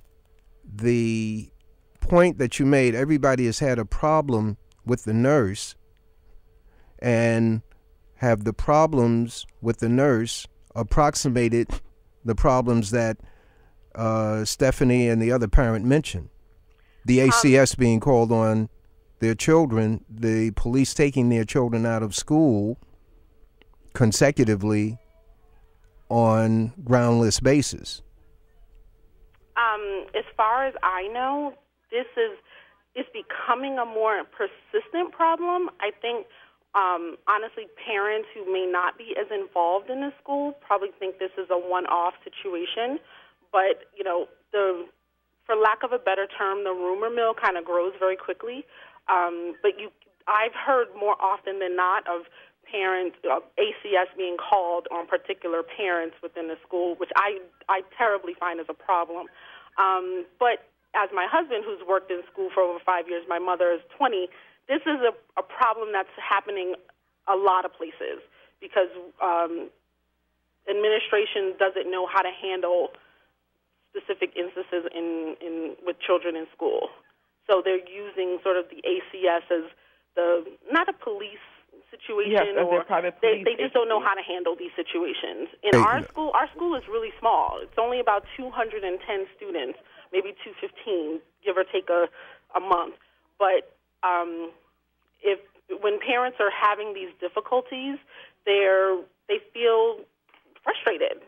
Well, when they're having difficulties of the ACS coming in on their families, that's based on my experience in interviewing parents who've been through that on this show, not regarding the school, but I'm talking about ACS and my own contact with ACS by way of a family who called me to be a witness for them at an ACS hearing. That is not no fun thing, because your child is taken away by ACS in many cases based on fraudulency. And if a parent isn't articulate and can scare them off with legal assistance, ACS will have your child in a foster care or group home, be abused, etc. Now that's not no pie in the sky thing. No, and I'm not saying that. No. I'm Sister Burnett. Sister Burnett, listen. Earlier is that Yeah. part of the problem with our particular school is that, and I hate to get into the sort of the white-black thing. However, the leadership has been as stressed out as they possibly are, because it is hard to run a school. They have kind of led themselves down this road. And I think that's the frustration the parents are dealing with. Like, the leadership came in. The leadership was brought in the school. I don't know how much of the history. I came in a little late. The school is on its fourth principal, and this is a woman who came in sort of in the middle of a transition, who probably thought she was going to come in and make some changes, but focus on what the school's premise was, French education. And what has happened in her tenure since July, she came in June, started working in July, has been a little bit of chaos. It has been chaos since she's walked in the building. And, anybody, if you go into something that's been chaotic, it's hard to build your way out of it. So a lot of that has attributed to what's been going on in the building. Okay. A lot of parents, and excuse me for the generalities, but the parents that I've encountered or talked to or that we meet in groups, we've been trying to efficiently either pose this to the administration like, hey, you need help, let's help you get better, let's help you become more competent in what you're doing. And in some regards have been kind of given we're handling this, or you need to help us on this front but not on that front. And it's just causing the discourse to become, to sort of denigrate. Okay. And I think that's the frustration. I think if the administration just kind of really sat down and talked to parents and really got a full understanding as to what the frustrations are, a lot of things can be changed. And I'm sure Thomas can agree to this. He was one of those parents who, as activist as he is, he did try to sit down with them and discuss, and they did not give him the time that I thought they should have to try to work out the differences. All right. I want to thank you, Sister Burnett, for calling in, for listening to WHCR, and adding your point of view. There's 8 sides to every story at least, and you have provided a rich one. I want to thank you, my sister. Thank you. God bless you. Bye-bye. Brother Thomas. Brother Thomas. Brother Thomas. Brother Thomas. Speak up. Points were being made by Sister Burnett as it relates to the situation. Where might you add, clarify, etc.? Well, I think that she's first. I do want to agree with her in a sense in terms of the incompetence. The incompetence is the other side of the coin of this racism, because racism is a lazy. For many people, it's a lazy process, and so the people that are running the school are incompetent. The principal is a former art teacher. She has no experience being a principal. Wait a minute. The principal of this charter school is what? Is a former art teacher. Who, let me interject also, by the way, was fired from her last job. Right. The vice principal was the PTA president at the school, and who was just a regular teacher at another public school in the system. And because of her friendship with the members of the board, they hired her as an assistant principal.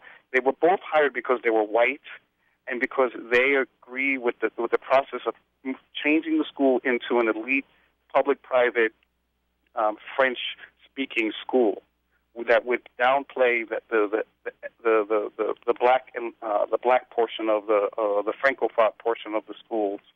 Now, the other thing that I want to speak on is the ACS thing. what the problem we have at the school is not just the white parents. It's also, and this is a cultural problem, and it's not a problem in a negative sense. It's really something that we can work on to fix. But we have African parents that come to this country from countries where you do not raise your voice in opposition to the government. And so you're like sheep. You just do what you're told, and when the principal tells you something about your school and your child, you just go along with it because you don't challenge authority. It's not in their culture.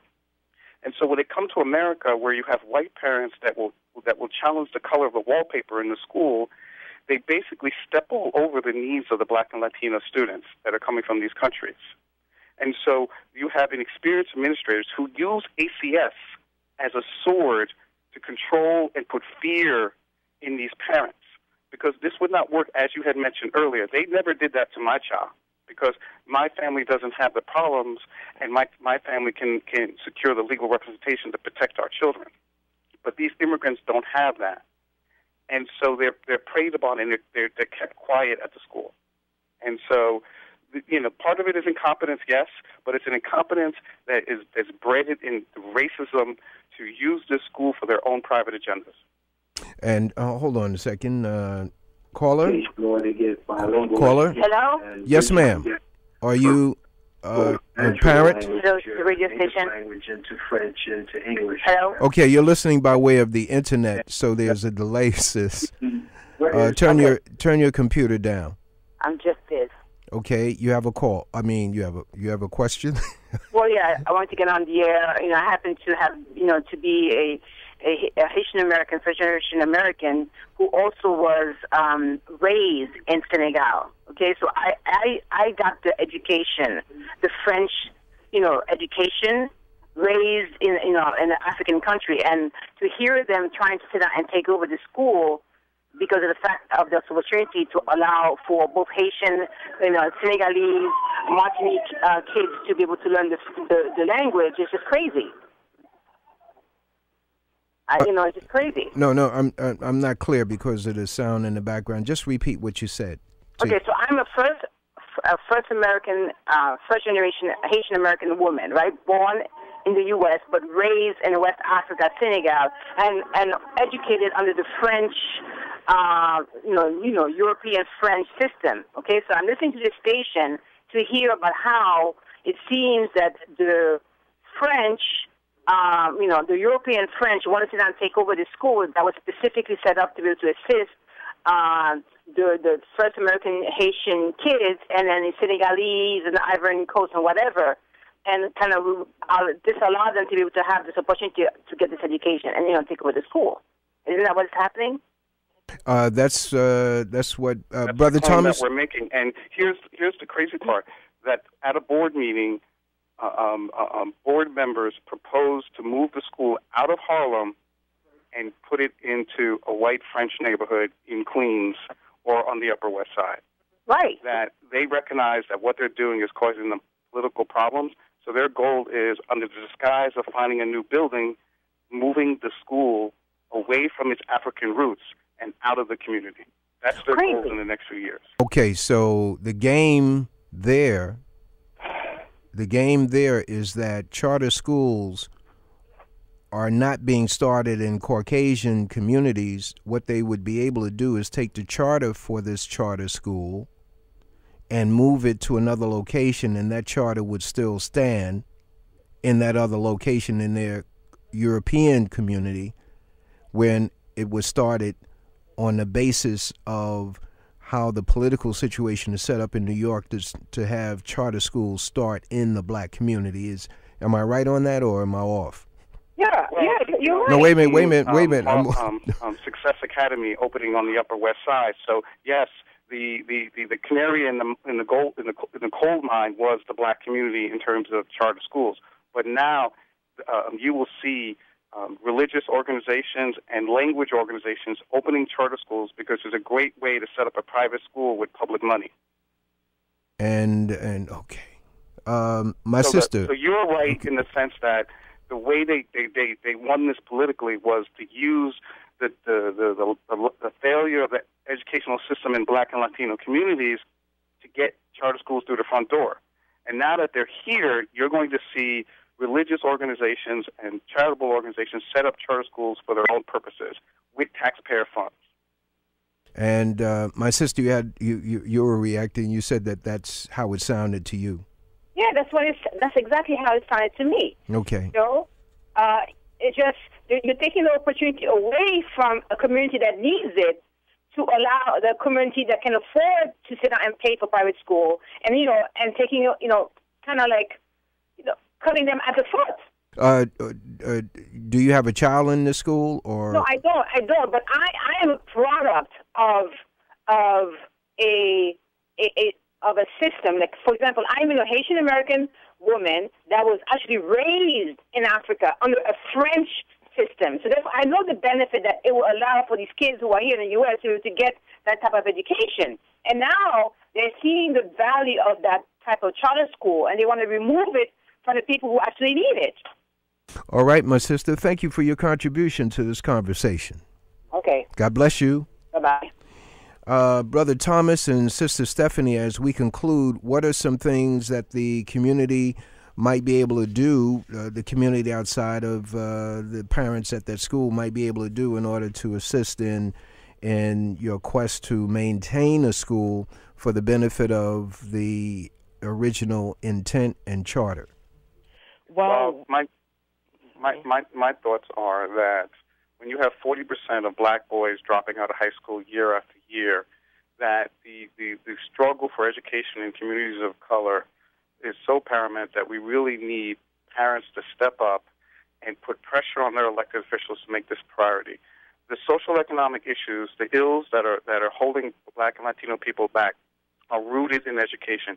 Education solves everything. People say, no, it doesn't. It solves everything. We can stop the killing of children through abortions if more women graduate with a college degree. Why? Because 90% of all women who have a baby who are college educated have it within marriage. But 73% of black babies are born out of wedlock year after year.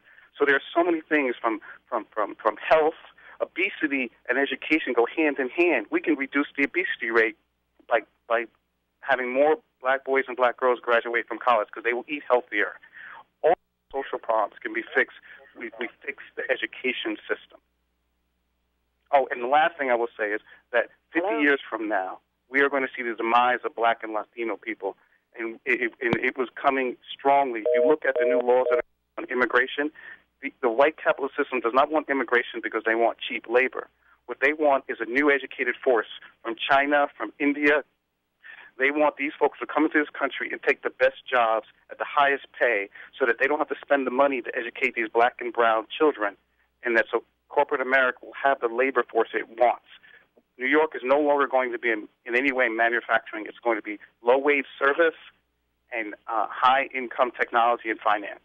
And black and Latino people will not be able to participate as long as the education rate is failing each year that it is. Sister Stephanie, in conclusion. Yes, we need, there's going to be a public open board meeting tomorrow at New York French American Charter School at 311 West 120th Street at 6:30 p.m. We need the community support to get rid of the puppet master, Elizabeth Crow, who's behind all this madness at the New York French American Charter School. She is the one holding up the incompetent principal that we currently have, Edith Von Coupon and Claire Zaglora. With her out, everything else, the school can be saved. But Elizabeth Crow has to go, and we, the community, come out and support. Come to the board meeting tomorrow at 6:30 p.m. What is that? Let me just say this. Ask yourself, why is this old woman, white woman, with no kids, move into Harlem and swarm her way into this leadership position at this school? They have a private agenda. She has no kids in this school. Her only agenda is to build a French, white, publicly funded school in our community. Why is she there? Why are people asking and being suspicious of her? She brings no money into the school, but she made sure she got control of the hiring committee. Yes. I have to tell you, people criticize white people. I'm tired of people complaining about white people. I tell you, I have a great deal of respect for white people because when they come into a community, they're like a virus. They come in and they take over and like a cancer, and they push out the natural inhabitants. Can anybody say the American Indian today?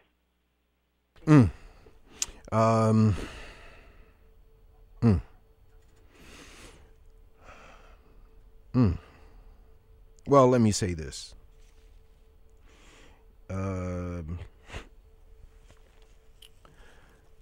Because Brother Leroy has been designated as the resident anti-Semite, anti-white here in Harlem, that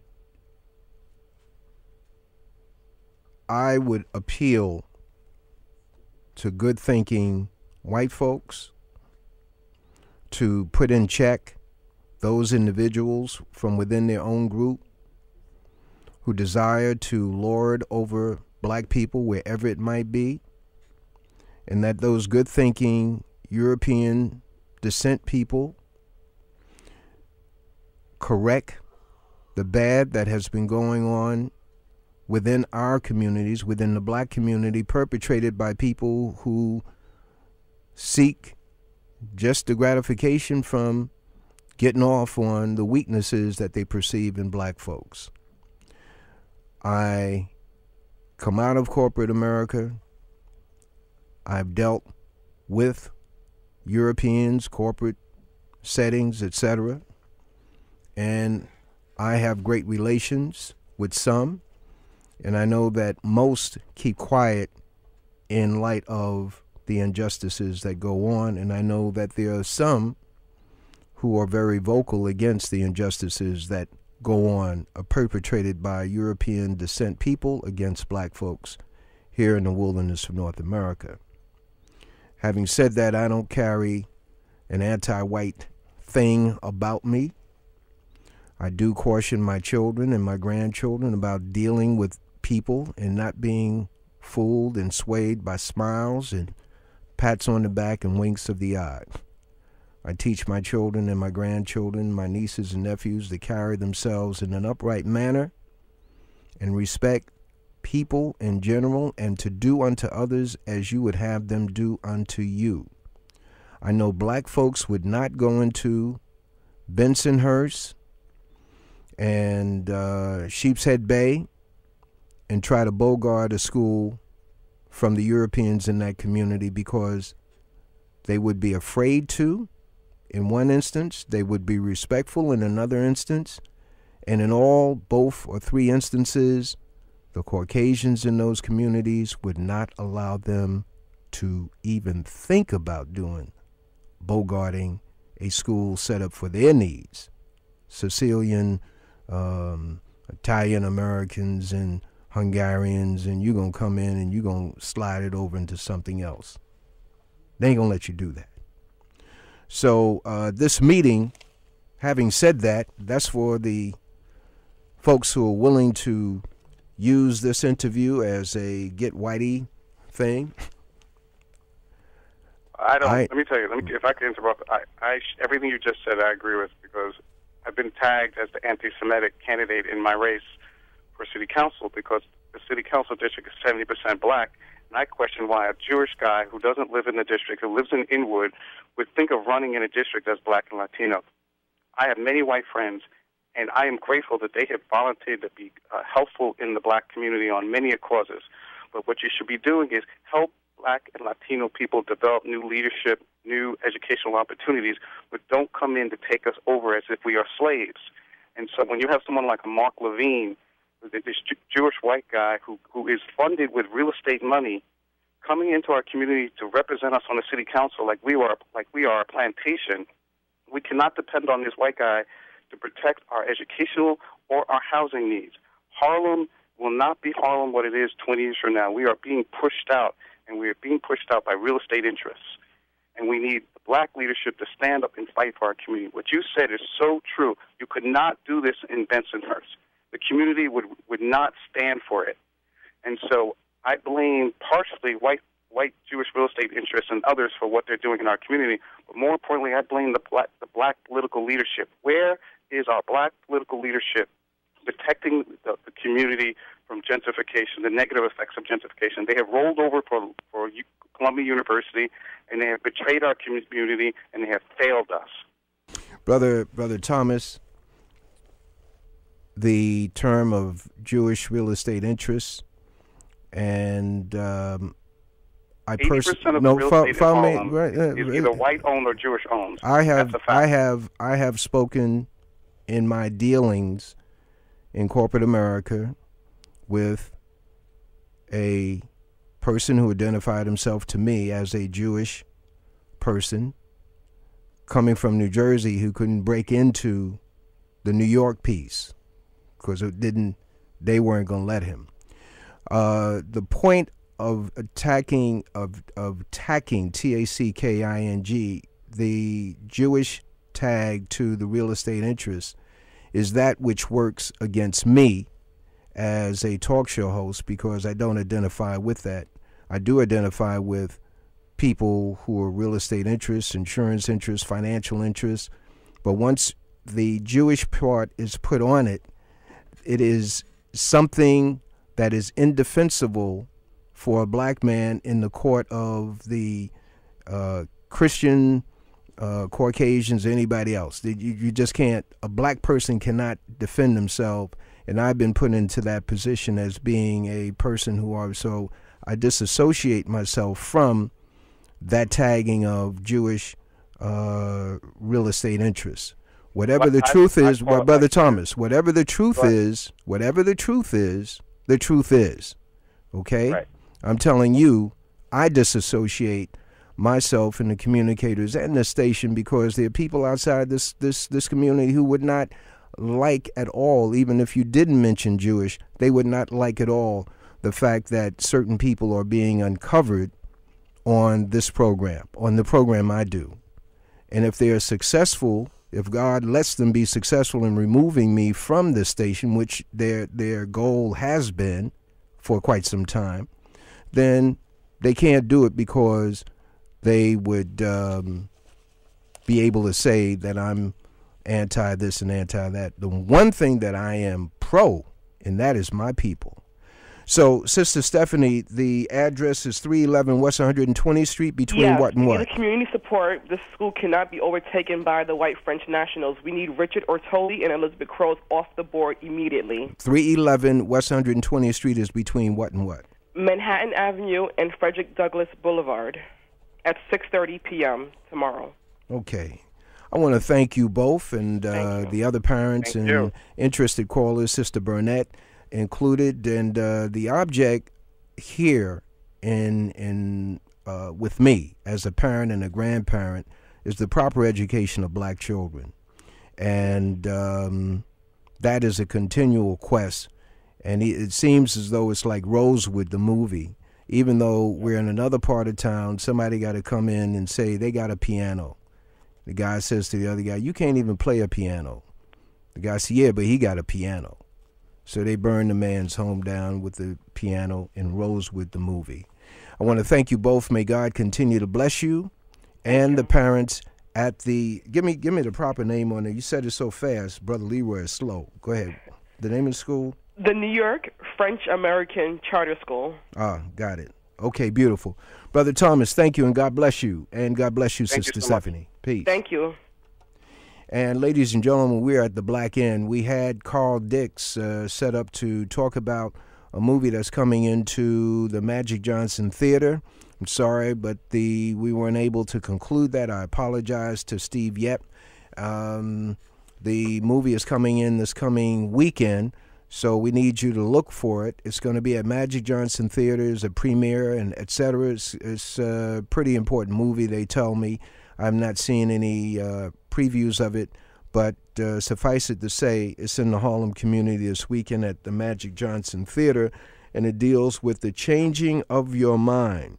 Please support the station, and hey, like I said, if the good Lord willing, I'll be back. And if the good Lord ain't willing, then, I won't be back. It's a continual striving. You don't know the kind of garbage that you go through when you're striving to bring information to your people. You really don't know. But if you look at what happened during slavery times with us being forbidden to learn how to read and write, then you would understand. The Amsterdam News this week, Chavez is on the cover.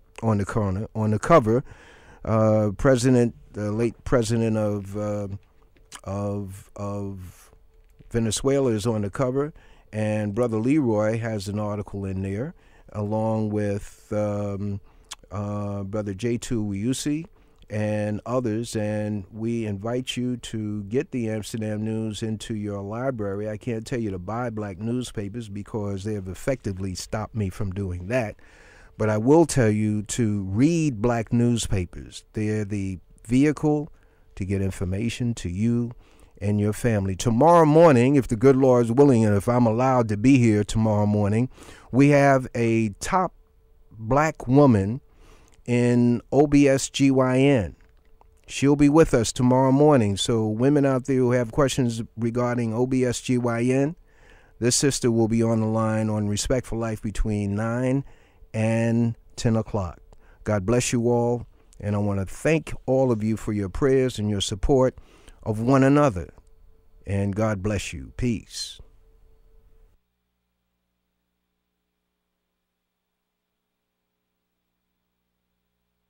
WHCR 90.3 FM, New York.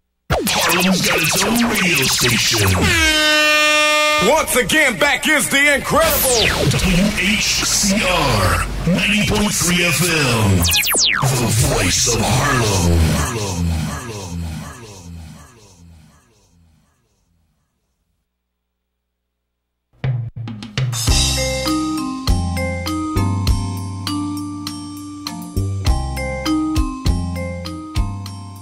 Greetings. This is Honey from Harlem 411. Tune in to Harlem 411 Friday nights at 6 p.m. to 8 p.m. for information on health, education, housing, community events, and more. Harlem 411 serves information to you with the opportunity to call in with your questions. Harlem 411, produced to serve the community's needs. Let us serve you with information. Friday night, 6 p.m. to 8 p.m. on Harlem 411.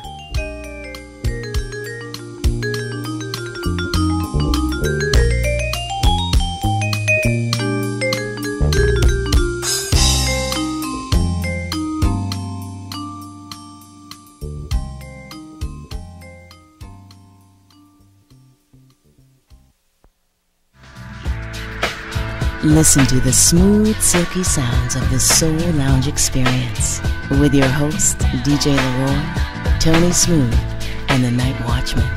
Remember, the Soul Lounge experience comes to you live at midnight, the first Saturday morning of every month on WHCR 90.3 FM New York and WHCR.org.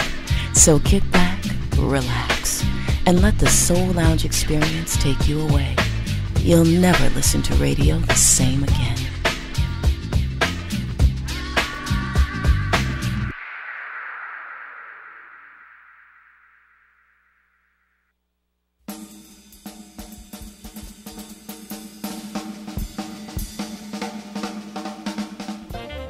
So you like your music sometimes sweet and sometimes hot. Jazz, that is. Sweet jazz from Sugar Hill. Every Sunday from 8 p.m. until 10. Le Mans Jazz Break at 8, right here on WHCR 90.3 FM, the voice of Harlem, where jazz lives.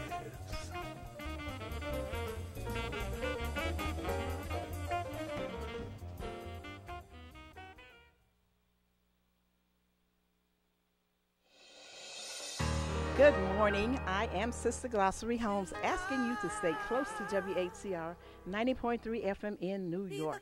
On the Sweet Spirit of Victory program, Sister Mary Jefferson and I, Sister Glossary Holmes, are on from 4 a.m. to 8 a.m. every Monday morning. The Sweet Spirit of Victory is the most trusted spot for gospel and gospel classics. The Sweet Spirit of Victory, right here on WHCR 90.3 FM, the voice of Harlem.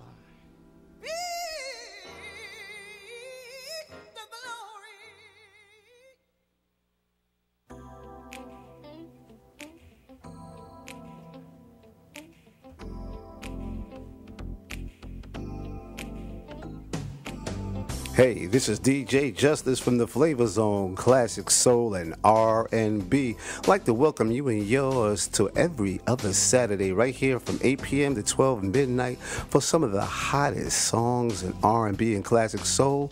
Let's cry a little, laugh a little, sing a little. Every other Saturday from 8 p.m. to 12 midnight right here at Whcr 90.3 FM New York, the voice of Harlem, Flavor Zone, Classic Soul and R&B. DJ Justice, let's go.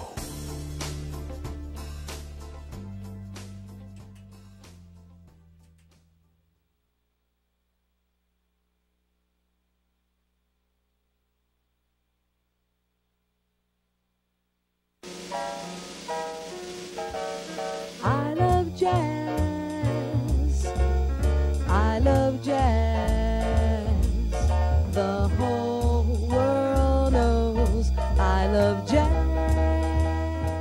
Listen up, jazz fans. I want you to get excited about your love for jazz. This is Dee Ramey, host of I Love Jazz, a new music and talk show where jazz fans meet to spread their love for jazz. Put I Love Jazz on your jazz calendar every 2 weeks on Wednesdays from 6 to 8 p.m.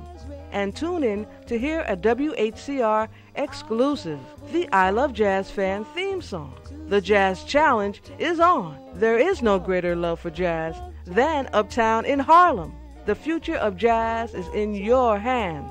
Reach for I Love Jazz at WHCR 90.3 FM, the voice of Harlem.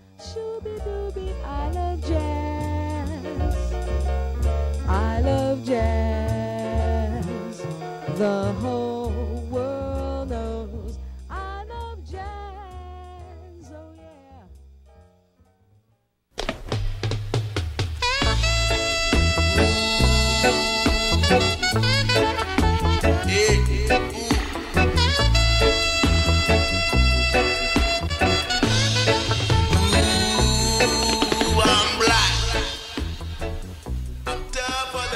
Hi, I'm Vinny B of the Vinny B Showcase. Tune in every Thursday from 8 to 12 midnight for some solid cultural roots music and some sweet lovers rock. Also, informative interviews and giveaways. Right here on the Vinny B Showcase every Thursday, 8 through 12 midnight on WHCR 90.3 FM. Peace. Said I'm black, I'm tougher than rock.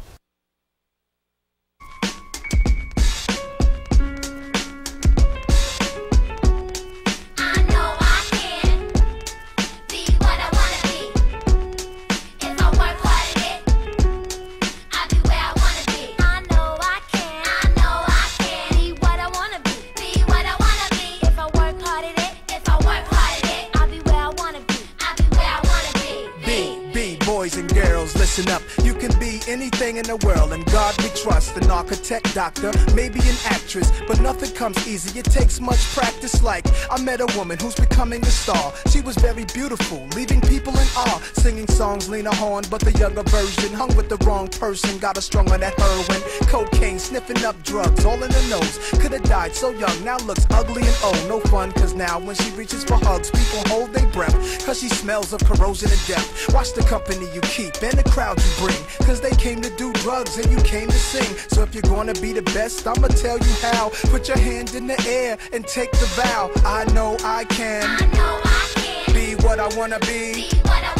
If I work hard at it, I'll be where I wanna be. I know I can be what I wanna be.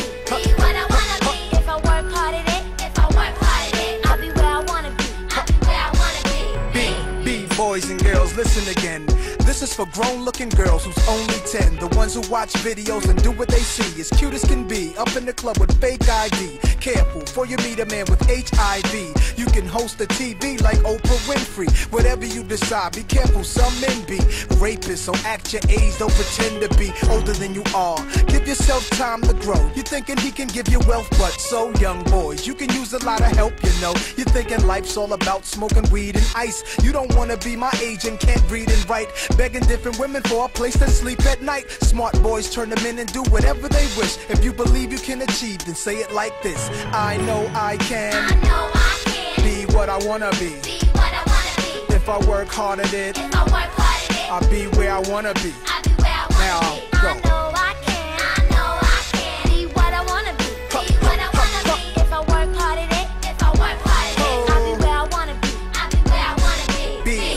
Before we came to this country, we were kings and queens, never porch monkeys. There was empires in Africa called Kush, Timbuktu, where every race came to get books to learn from black teachers who taught Greeks and Romans, Asian Arabs, and gave them gold. When gold was converted to money, it all changed. Money then became empowerment for Europeans. The Persian military invaded. They heard about the gold, the teachings, and everything sacred. Africa was almost robbed naked. Slavery was money, so they began making slave ships. Egypt was the place that Alexander the Great went. He wasn't shocked that the mountains were black faces, shot up their nose to impose what basically still goes on today. You see, if the truth is told, the youth can grow. They'll learn to survive until they gain control. Nobody says you have to be gangsters, hoes. Read more, learn more, change the globe. Ghetto children, do your thing. Hold your head up, little man, you're a king. Young princess, when you get your wedding ring, your man is saying, she's my queen. I know I can, be what I wanna be. If I work hard at it, I'll be where I wanna be. I know I can, be what I wanna be. If I work hard at it, I'll be where I wanna be.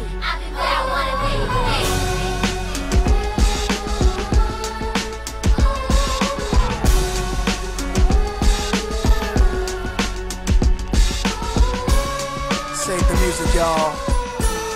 Save the music, y'all. Save the music, y'all. Save the music, y'all. Save the music.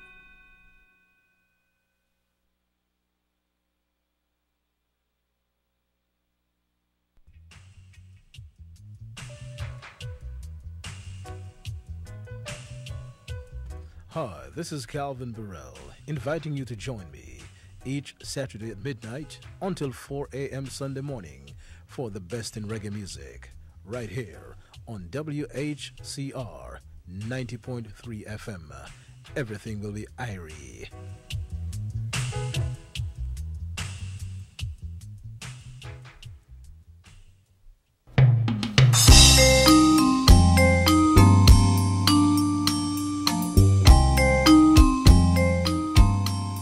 Greetings.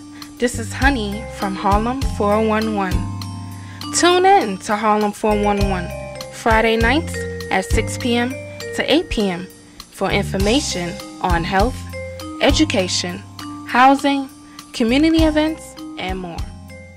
Harlem 411 serves information to you with the opportunity to call in with your questions. Harlem 411, produced to serve the community's needs. Let us serve you with information. Friday night, 6 p.m. to 8 p.m. on Harlem 411.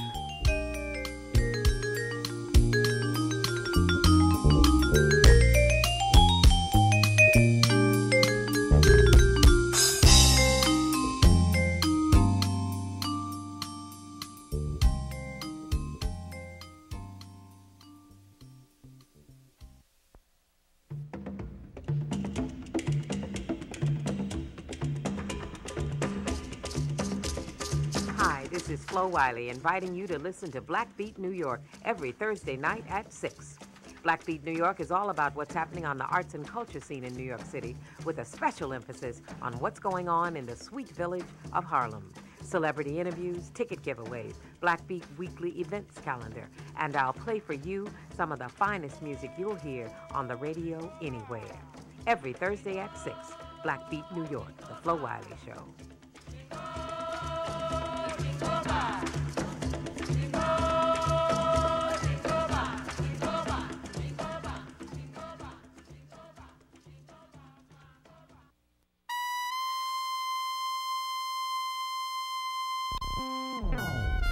Hey, this is Tony Johnson, host of WHCR's newest talk show, Legalese, on Wednesdays at 4 p.m.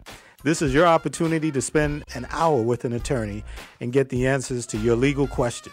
I'll interview lawyers from various legal fields like entertainment, bankruptcy, criminal, employment, and labor relations. To hear past shows, visit our website at www.whcr.org.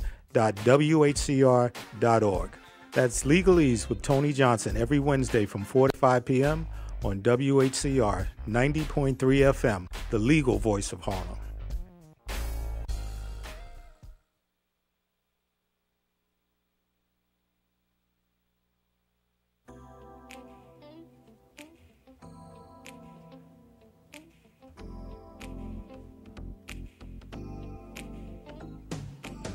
Hey, this is DJ Justice from the Flavor Zone, Classic Soul and R&B. I'd like to welcome you and yours to every other Saturday right here from 8 p.m. to 12 midnight for some of the hottest songs in R&B and Classic Soul.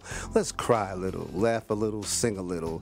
Every other Saturday from 8 p.m. to 12 midnight right here at WHCR 90.3 FM New York, the voice of Harlem, Flavor Zone, Classic Soul and R&B. DJ Justice, let's go.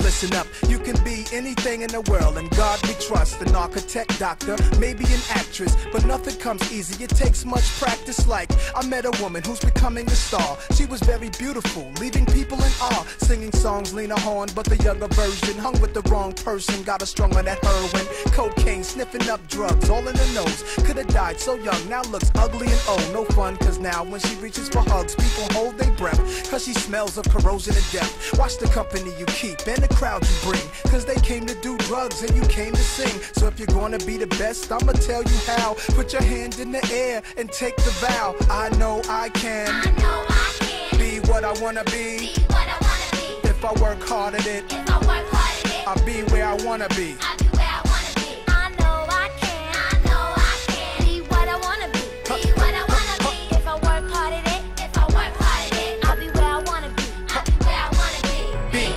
Boys and girls, listen again. This is for grown-looking girls who's only 10. The ones who watch videos and do what they see. As cute as can be, up in the club with fake ID. Careful, for you meet a man with HIV.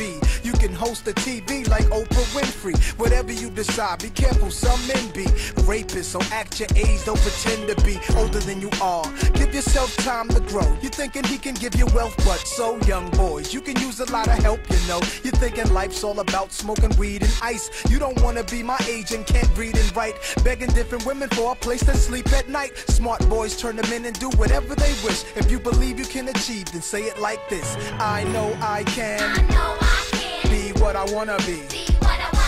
If I work hard at it, I'll be where I wanna be. Now I'll go.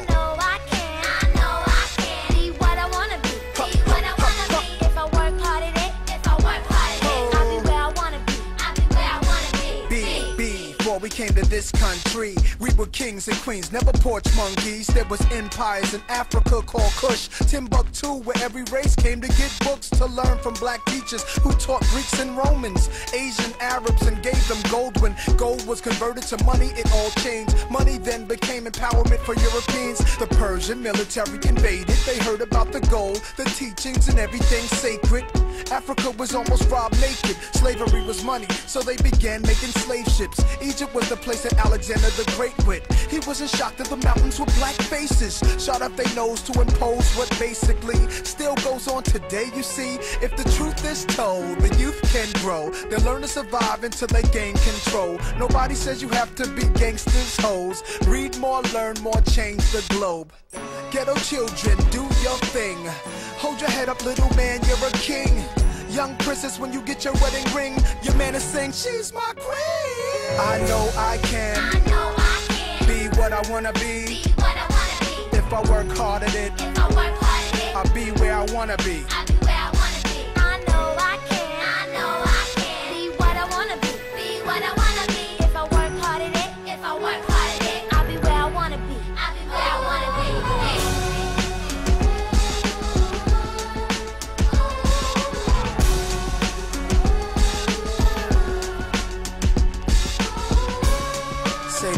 y'all. Save the music, y'all. Save the music, y'all. Save the music, y'all. Save the music.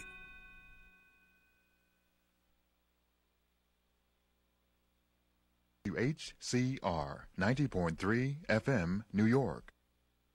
It's the manager's mix. Get up out of that seat, get off that wall, and come dance with me on WHCR 90.3 FM, the voice of Harlem.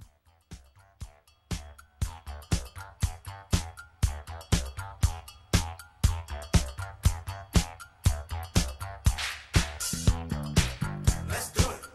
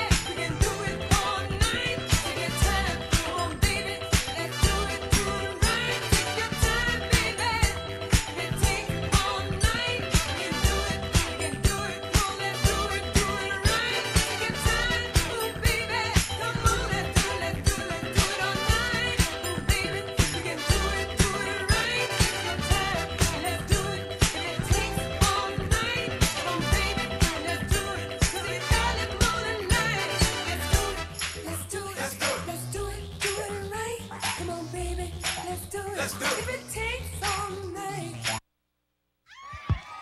Can I have this dance? Is it all right? Yeah, it's all right. As long as you ain't slow dancing, Junior.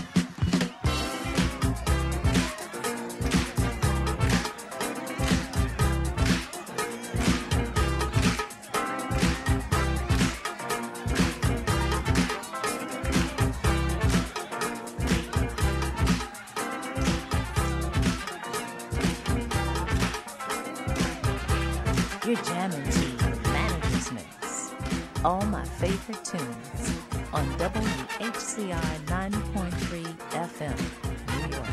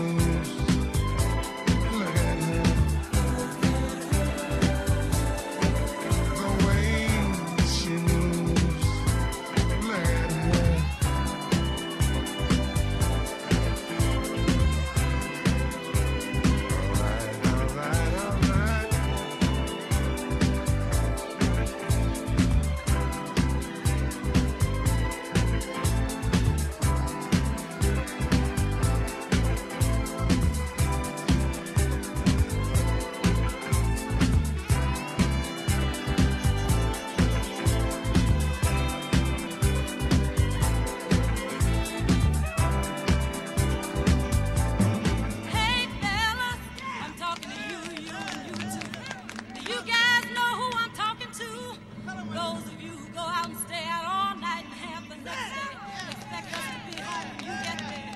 But let me tell you something, the sisters are not going for that no more. Because we realized two things, that you aren't doing anything for us, and that we can better do for ourselves. So from now on, we're going to use what we got to get what we want. So you'd better think.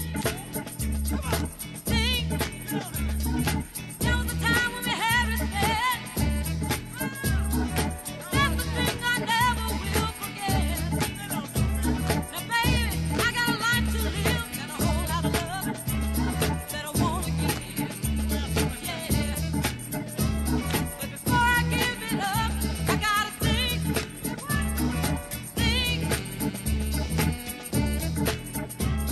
What the future holds for me is too far ahead to see.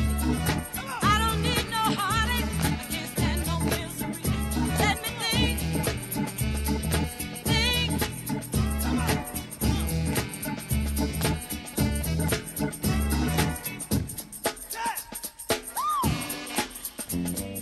It takes two to make a thing go right.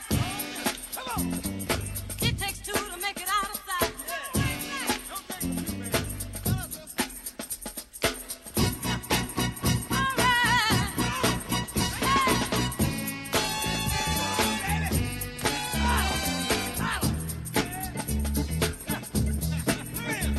Don't say it's easy, no,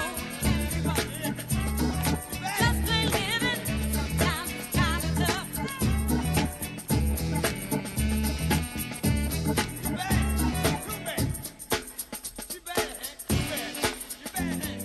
If it's not in your vision, don't make no decision.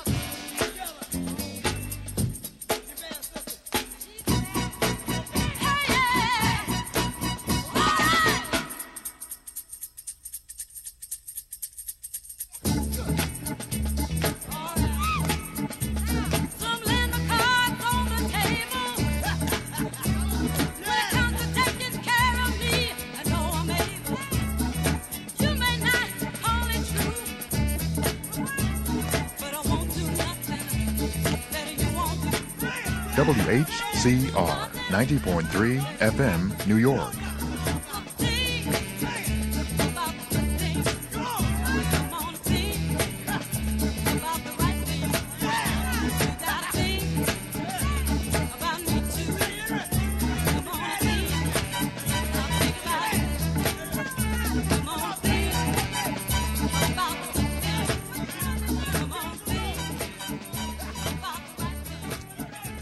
It's the manager's mix. Get up out of that seat, get off that wall, and come dance with me.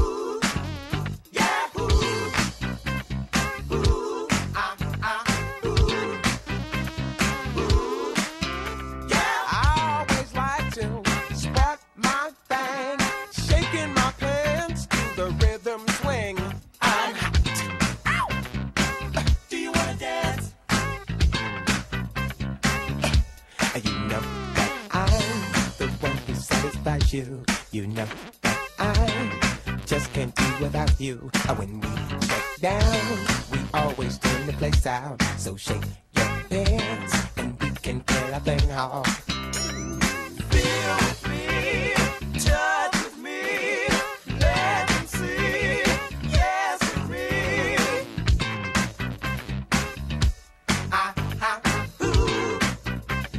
Ooh, yeah. I like it tonight, 'cause that's right, my body feels just right. Don't stop me, now, just watch me, and I'll show you how. Be a freak with the groove, and we can move all night. 'Cause that's right, my body feels just right. Move your body with my body, and we'll sexolate till the time is right.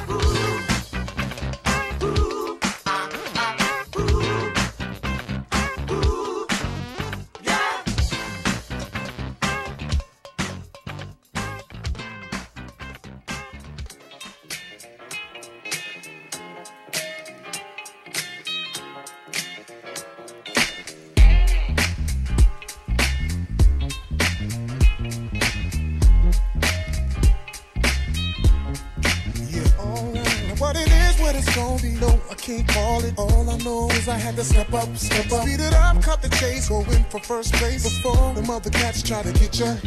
Moving them hips, killing me with every tip, girl. You about to get a tip to it, girl. The worst that goes down is you turn me down, but this time around I doubt it. Hey, how you doing? Oh, baby, what you getting into? I don't know what your name is or who you came with, but I ain't leaving without you. Hey, girl, how you doing? I've never seen nothing like you. There's a body that shape is your claim to fame, and girl, I ain't leaving without you. No. I want your body. Yeah. Oh, what you drink, what you sip? I got the next round. Martini or goose now. Tell me what's up. Conversation my eyes is having with your thighs. Don't get me out of line, they better shut up.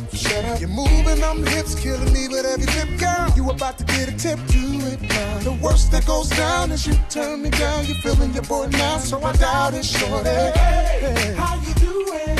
Baby, what you getting into? I don't know what your name is or who you came with, but I ain't leaving without you. Hey girl, how you doing? I've never seen nothing like you. Cause a body that shape is your claim to fame, and girl, I ain't leaving without you. No. I want your body. Your body. Oh yeah. Hey, I want your body, your body, your body, your body, your body, your body. Peace, love, they fit your love, was with your love to get to know you better. Let's go somewhere, anywhere, I don't care, long as we can ride together. One more sip, wet your lips, we can dip. I slip that tip to violate. Yours up full halogen, yep, she modeling. I just had to say, hey, how you doing? Baby, what you getting into? I don't know what your name is or who you came with. Girl, I ain't leaving without you. Hey, girl, how you doing? I've never seen nothing like you. Cause a body that shape is your claim to fame. Girl, I ain't leaving without you. Hey, baby, what's that in your cup? You need to let me fill that up. You know I'm trying to see what's up with you. Hey, girl, and I ain't thinking about you, man. He should have held you by the hand. Cause I'm your number one fan. I ain't leaving without you. Hey, how you doing?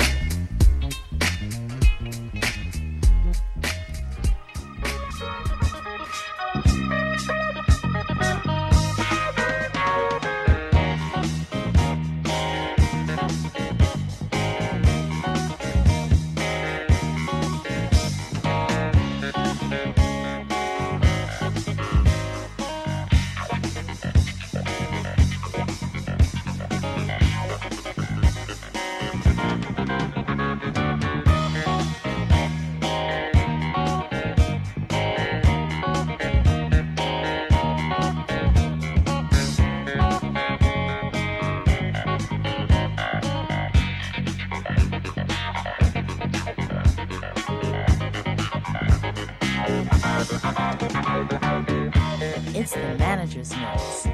Get up out of that seat, get off that wall, and come dance with me.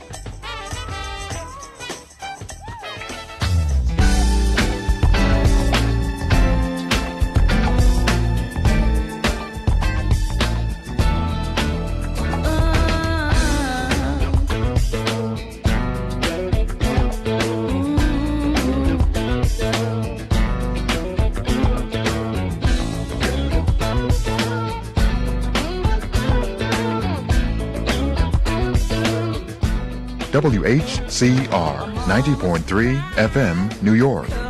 Young boys gone and died. He's not some statistic. He's another awesome destiny denied. So I got to stand tall. I'm gonna live super life for the rest of my life. I'm gonna live super life. Super life, super life, yeah, yeah.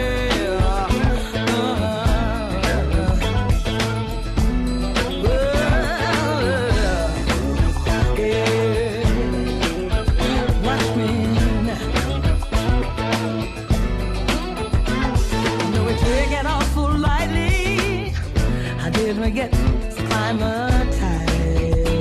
I don't know. On the 9 o'clock news nightly, genocidal babies. I can't believe my eyes. I'm gonna live. Watch me now. The rest of my life. I'm gonna live super life. Super, super life, super life, yeah. Super life.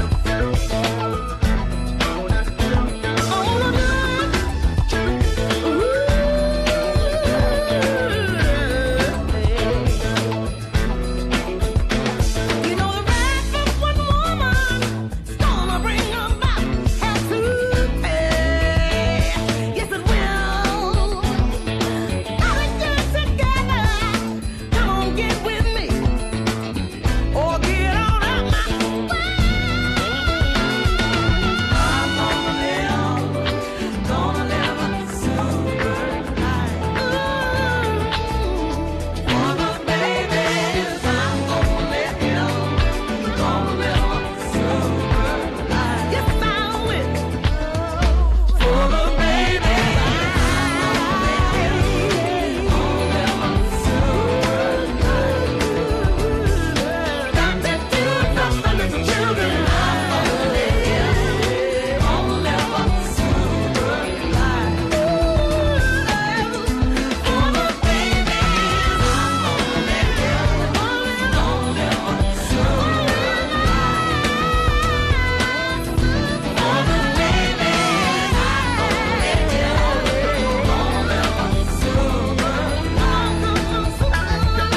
Got to do something for the children.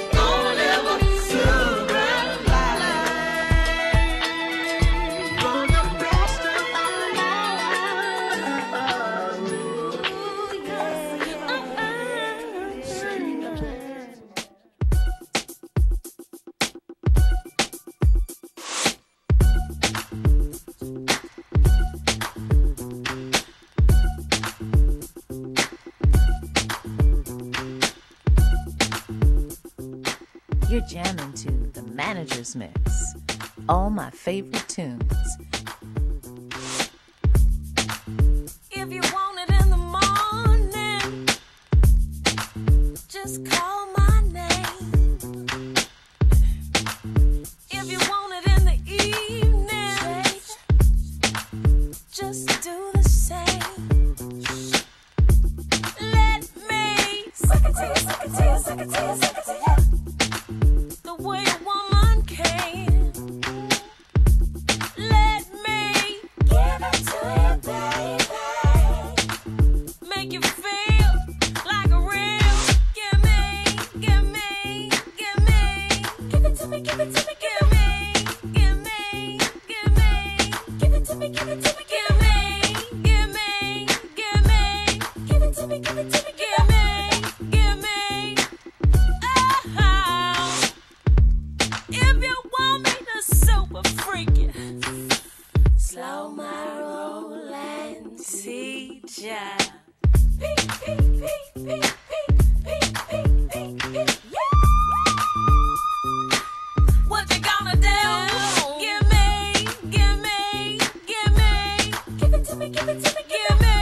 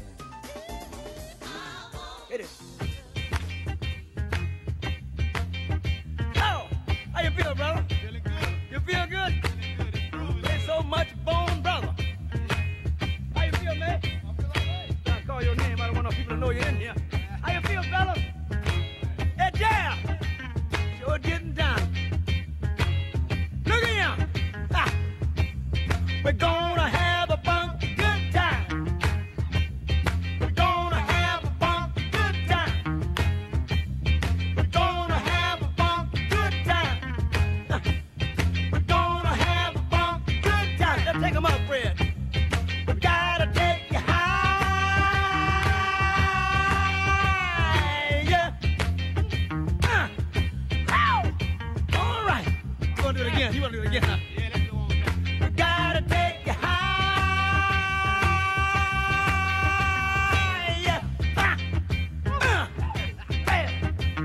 Brother, now I want everybody, let's Brad blow about 2 choruses. And then I want to wave you in, let's go until we get this now, all right? I'm going to get that fella with the little horn over there. You know, James Horn on me. Brad, can you take us higher? Take us higher. Brad! Brad! Brad!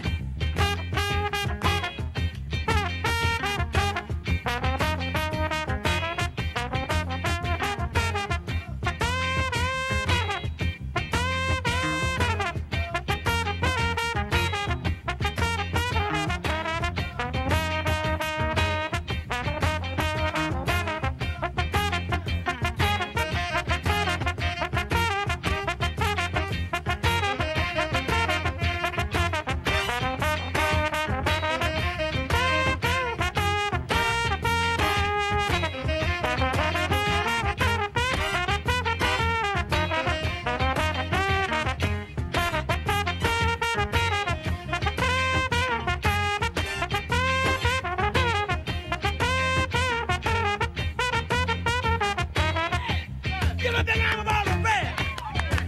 Yeah, Lord. You know what? When I hear a groove like this groove, oh, you say, I got to get high. Yeah, baby. Yeah. Yeah. Like way up young, man. Ah, and things. And things. Look here. So we got a groove like this. You know,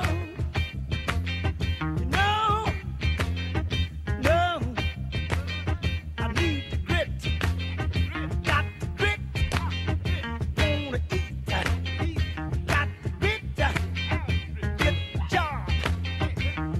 job, need the grit. It's the Manager's Mix.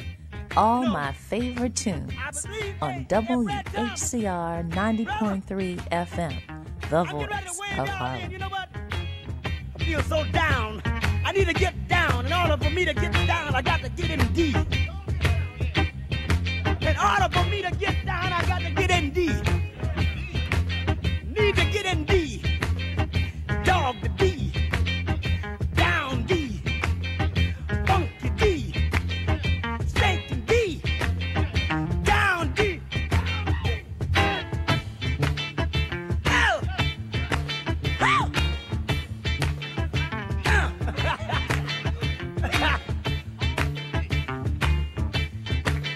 Get on down, Morgan Lamb. You like these? I make him think about making a big M. Look here. Look at that. You over there? We better sing one verse first. What we gotta do? Gotta have a funky good time. Oh yeah. Gotta have a funky good time. Oh yeah. Gotta have a funky good time. I didn't know you were singing, Fred. Don't moan so much, brother. Don't moan so much. Gotta have a funky good time. Take 'em up then. We gotta take you high. Wait a minute. Now, who you say that was over there? Maybe looking cat. I thought I seen him somewhere. Is that Maceo? Doing everything over there. Is it who? Maceo, you know, like Maceo, won't you blow?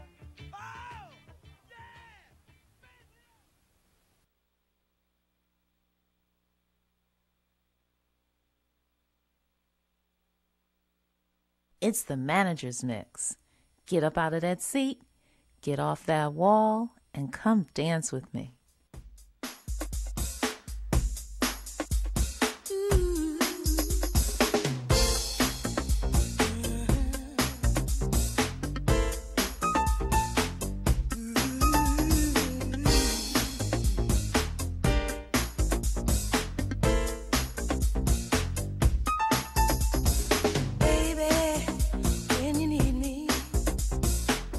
Time or any time at all, I'll be right.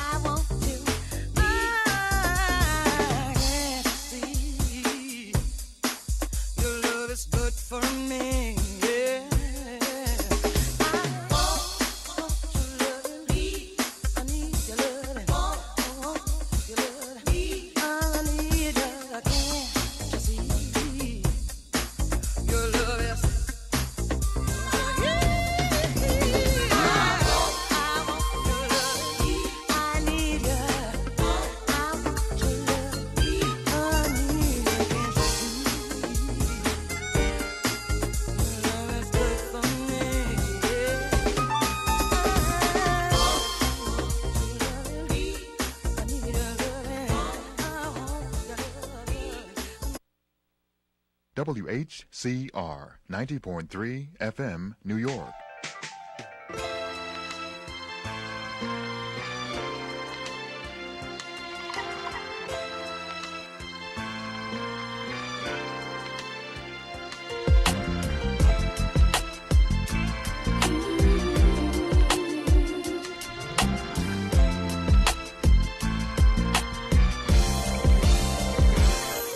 I was rolling in my car when I pulled up at the mall. Couldn't find a place to park.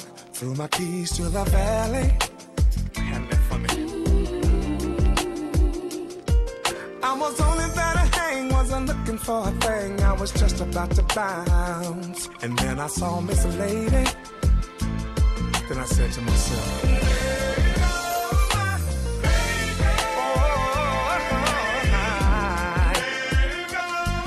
my destiny only is one for me. There go my baby. Look at her. Oh, she gon' be the one. We gon' fall in love. We gonna have some babies. Listen.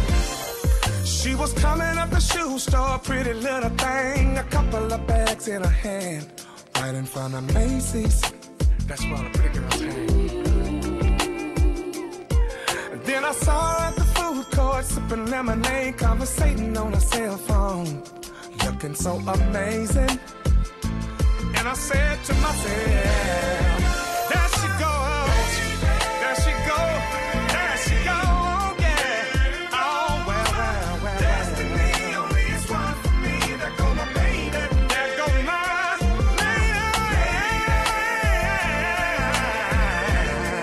Oh, she gon' be the one. We gon' fall in love. We gonna have some babies, babies, babies. She gon' wear my ring. She gon' take my name. Take her to the cookout. Take her to my mama's house. If she need a hair done, my cousin can. I'll treat her like a queen. Give her everything. She will be my girl till we old and gray. And I knew it from the moment that I saw her lovely, lovely.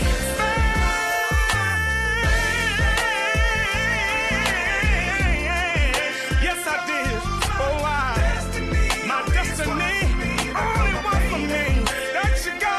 Look at her. Look at her. Look at her. She gon' be the one. She gon' be the one. Fall in love. Have some babies. There she goes. There she goes. Here she comes. Here she comes. Here she comes. Here she comes my way. That's what you want of me. My destiny, my destiny, my destiny, yeah. Ooh, she gon' be the one. I love it when you smile. I love it when you walk. And when you talk. When you talk to me, it makes me so crazy, crazy, crazy. It's blowing my mind that you give me some of your time.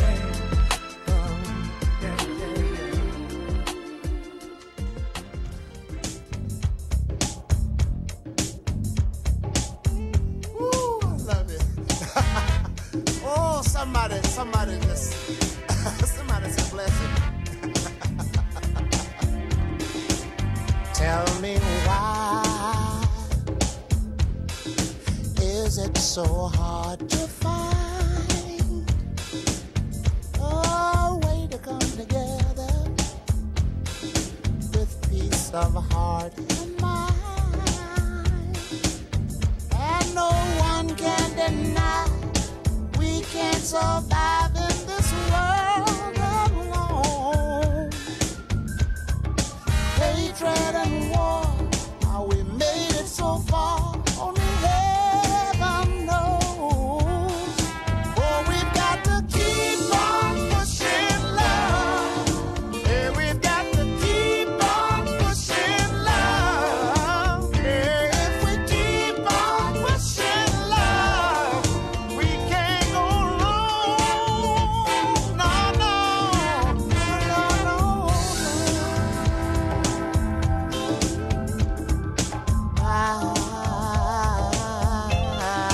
Let me say, why is it so hard to find a little understanding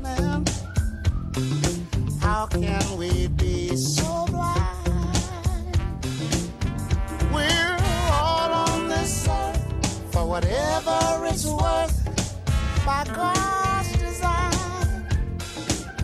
Every child deserves for his voice to be heard by all mankind. And we've got to keep on pushing love. And we've got to keep on pushing love. And we've got to shout it to the heavens above. And we've got to keep on pushing love. Keep on pushing love. We can't go wrong. No, no. Hey.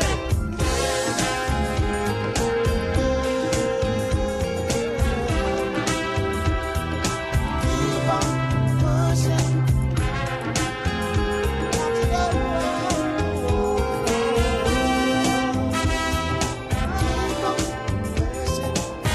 I know that it's not a dream.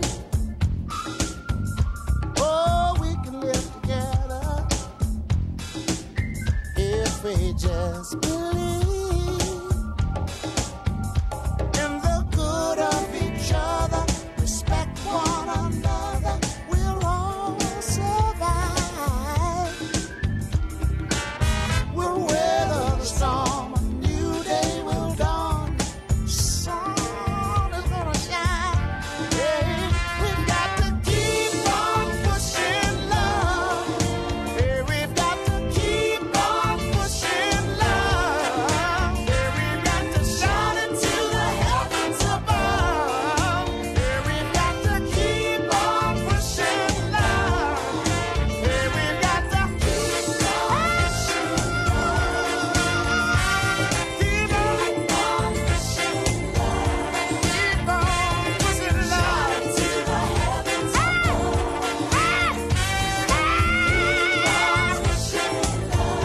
Every day we've got to keep on pushing love. Hey, hey, yeah. Keep on pushing love.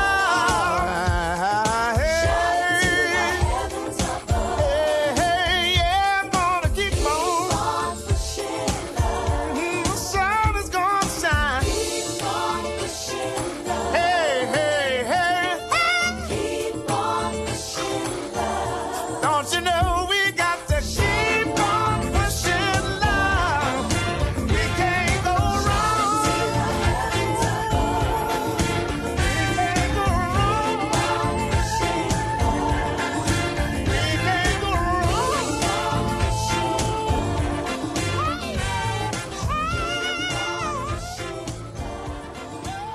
Fellas, I'm ready to get up and do my thing. I want to get into it, man, you know. Like a sex machine, man. Moving, doing it, you know. Can I count it off? 1, 2, 3, 4. Get up, get on up, get up, get on up. Stay on the scene, get on up. Like a sex machine, get on up, get up, get on up, get up, get on up. Stay on the scene, get on up. Like a sex machine, get on up, get up, get on up. Stay on the scene, get on up. Like a sex machine, get on up. Wait a minute, shake your arm, then use your palm. Stay on the scene, like a sex machine.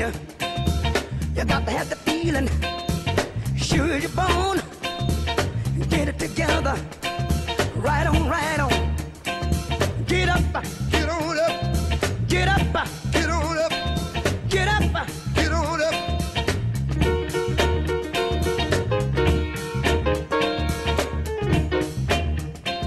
Ha!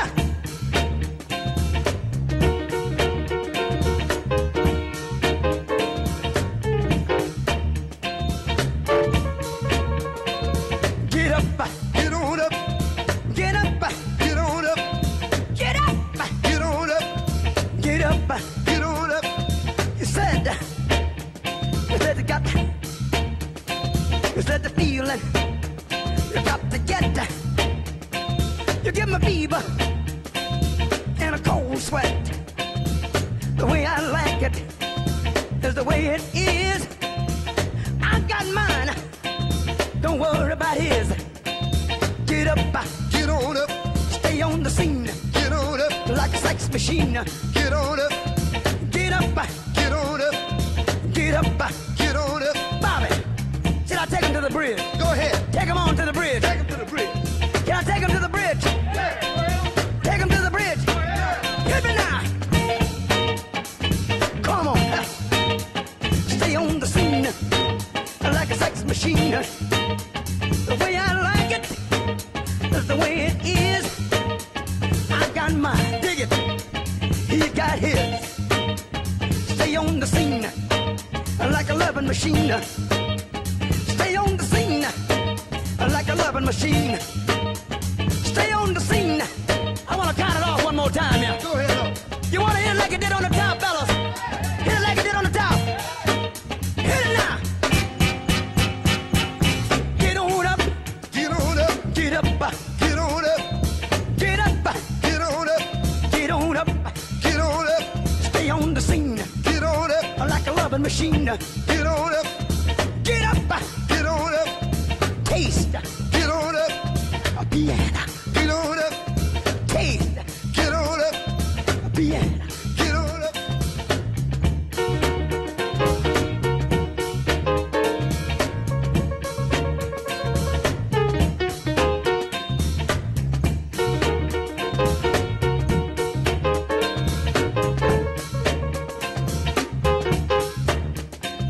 Get up, get on up, get up, get on up. Stay on the scene, get on up, like a sex machine.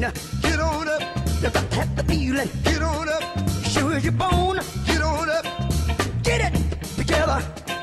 Right on, right on, right on, right on, right on, right on, right on, right on, right on, right on, right on, right on, right on, right on. Get up, get on up, get up, get on up, and then shake your money maker, shake your money maker, shake your money maker, shake your money maker, shake your money maker, shake your money maker, shake your money maker.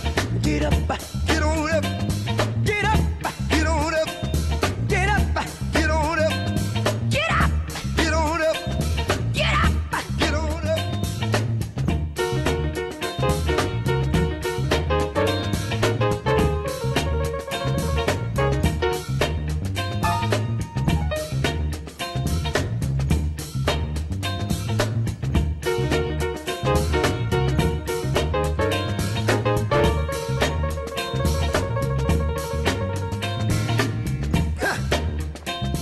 Get up, get on up, get up, get on up, get up, get on up.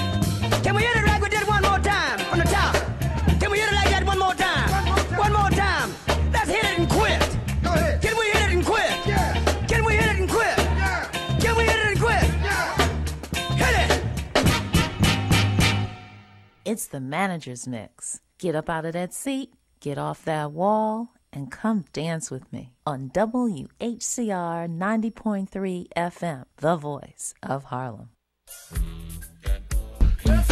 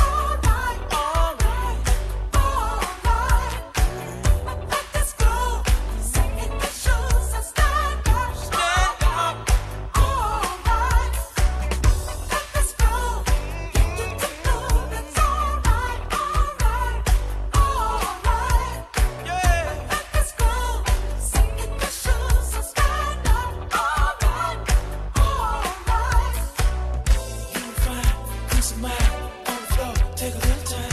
Come and see, groove me, give a little sign. I'll be there after a while. If you want my love, we can boogie on down, down, boogie on down, down, boogie on down, down, we boogie on down, Let's groove tonight. Share the spice of life. Baby, slice it right. We gonna groove tonight.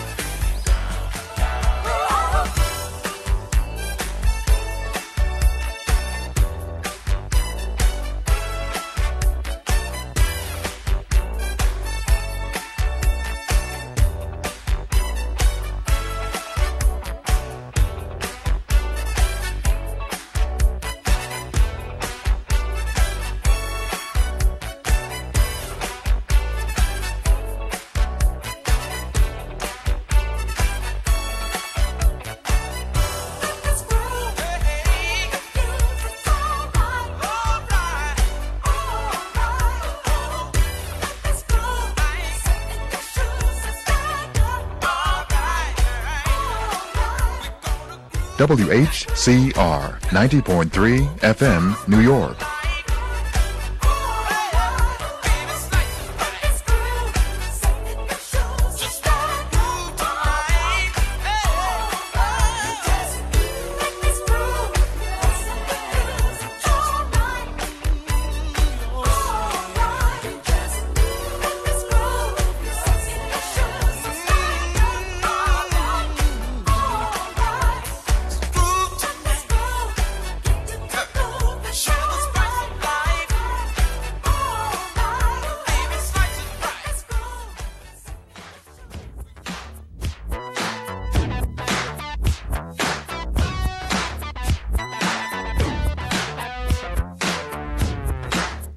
Yeah, this is a story of famous dog.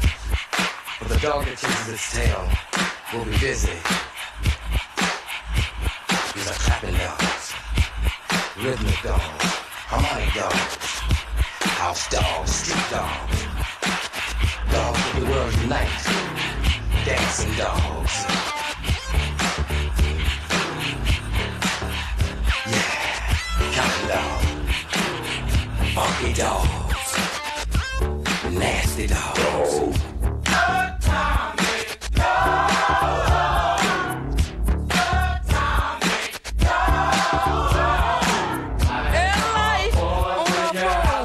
When they're out there walking the street, they compete. Other dogs.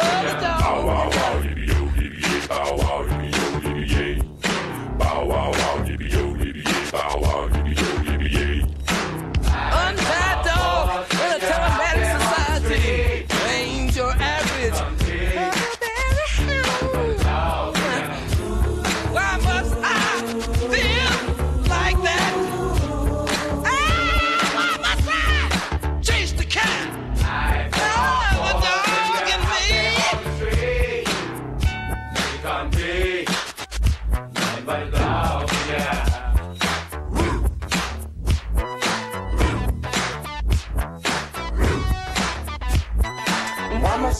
like that? Why must I chase the cat? Nothing but the dog in me. Why must I feel like that? Why must I chase the cat? Nothing but the dog in me. Why must I feel like that? Why must I chase the cat? Nothing but the dog in me. Why must I feel like that? Why must I chase the cat? Nothing but the dog in me. Do the dog catch it? Dog catch it? Do the dog catch it? Do the dog catch it? Dog catch it? Do the dog catch it? Dog catch it, baby. Do the dog catch it? Why must I feel like that? Why must I chase the cat? Nothing but the dog in me. Why must I chase the cat?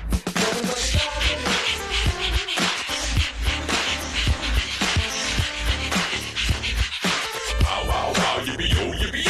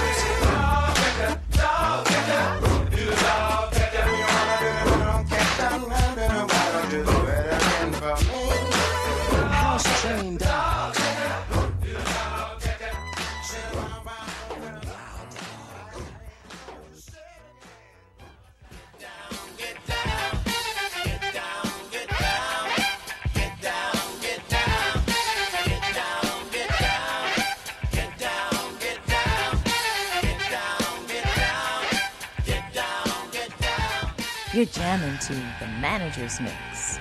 All my favorite tunes on WHCR 90.3 FM, New York.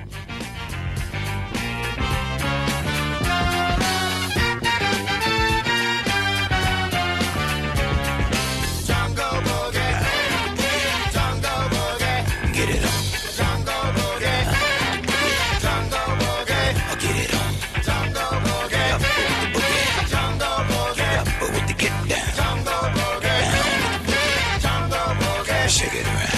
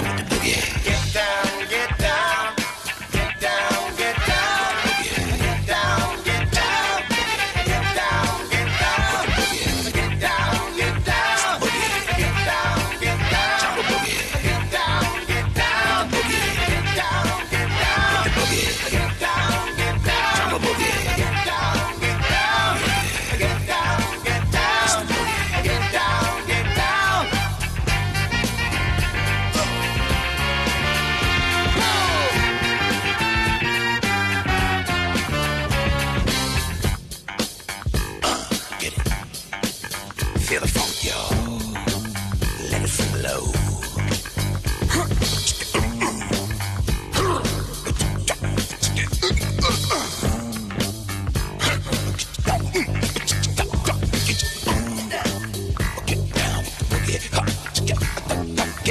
I'm talking about the jungle boogie. Get down, get down with the boogie. Say, get down, say, get down, say, get down, say, till you feel it, y'all. Get down, y'all. Get down, get up, y'all. With the get down.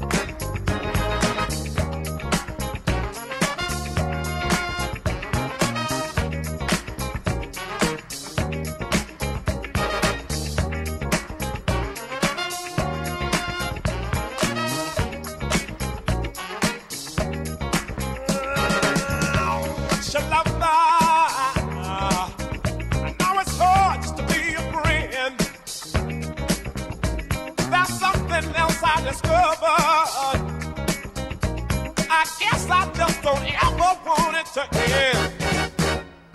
Every time I move, I lose. When I look, I'm in. Every time I turn around, back in love again. WHCR 90.3 FM, New York.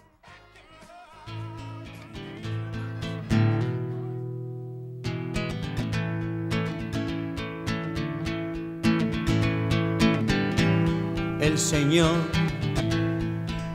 Don Jiménez vio cuando nació Monón en el baño de un bar, al fin de un callejón, y contó: Monón, eres hombre sin par, eres hombre de Dios, fruto del mar.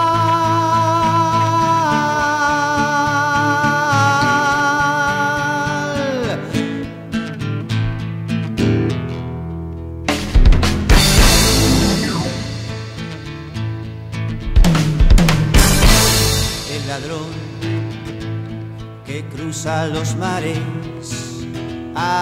vio cómo creció Monón en medio del cañaveral. Pedía y que perdón por cantar. Monón, eres libre como el viento. Si me canso me siento.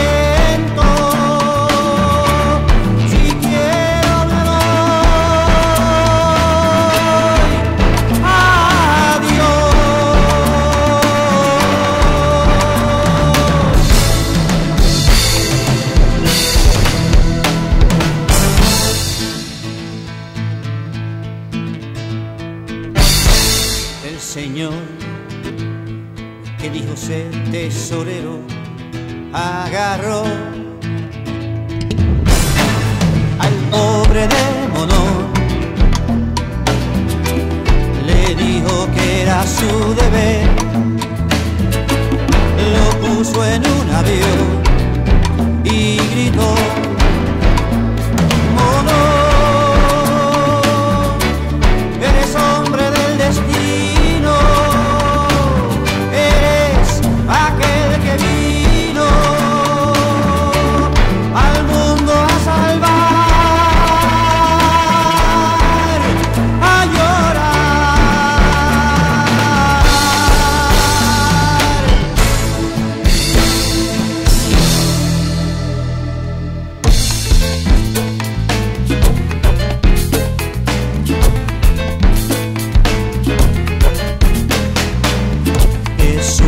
Y son muchos sacerdotes del sueño que le cantan al mundo que yace gimiendo, y se espantan los niños, pues el hombre del destino, aquel que nunca vino, anda tirando bombas, anda cavando tumbas con sus fuerzas electrónicas, con sus mentes nucleares.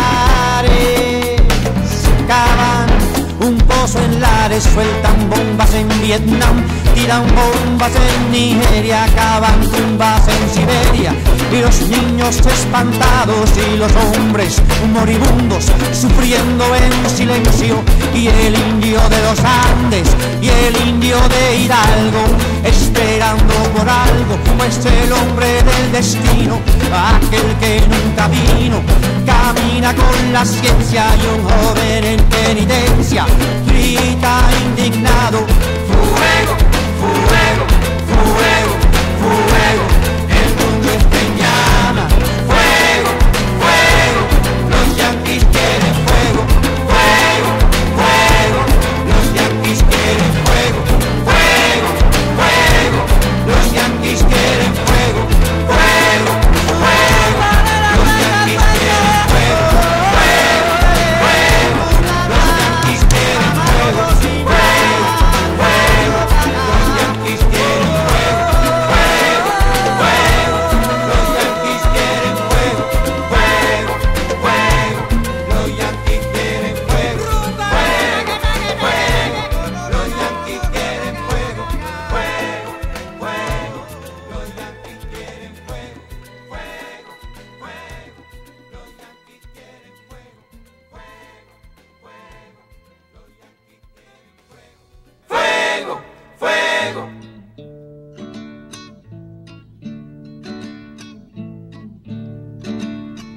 Saliste del mar encadenado,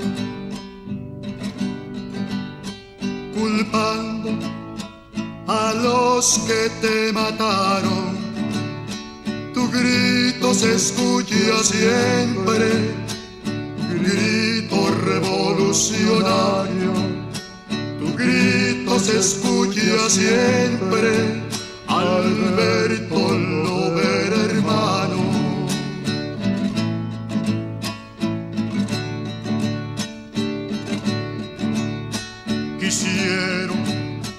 Quisieron esconder tu cuerpo,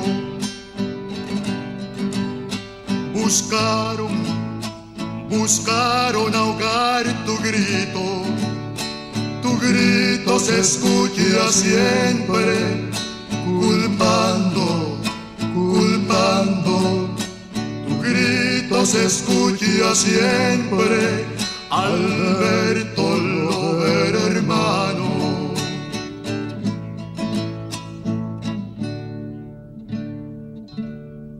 Y es el grito del pueblo, el grito de tu patria amada, Alberto Lover, hermano. Tu muerte será vengada, Alberto Lover, hermano. Tu muerte será vengada.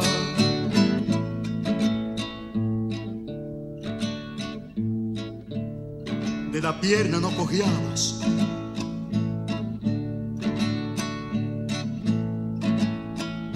y bien una ficha tu cuerpo,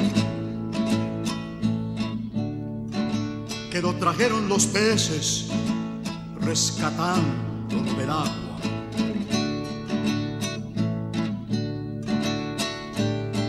Alberto, tú no estás muerto, aunque los que te mataron andan caminando y sueltos. Alberto Lover, hermano, tu muerte será vengada. Alberto Lover, hermano, tu muerte será vengada.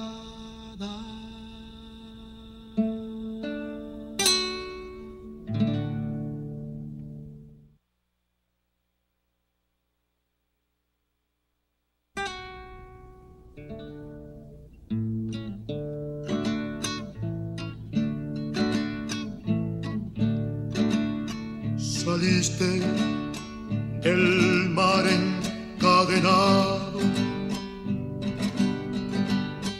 culpando a los que te mataron. Tu grito se escucha siempre, grito revolucionario. Tu grito se escucha siempre, Alberto Lover, hermano.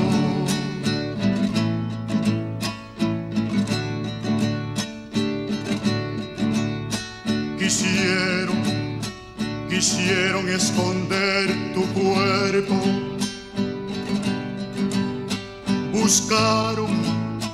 buscaron ahogar tu grito.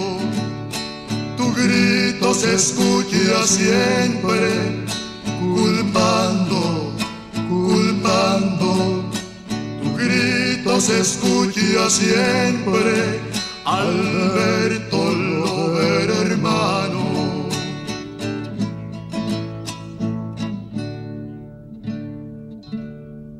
Y es el grito del pueblo, el grito de tu patria amada, Alberto Lover, hermano. Tu muerte será vengada, Alberto Lover, hermano. Tu muerte será vengada.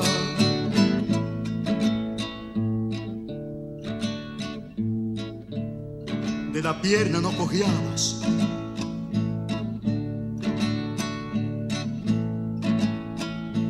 y bien un afiche tu cuerpo, que lo trajeron los peces rescatando del agua.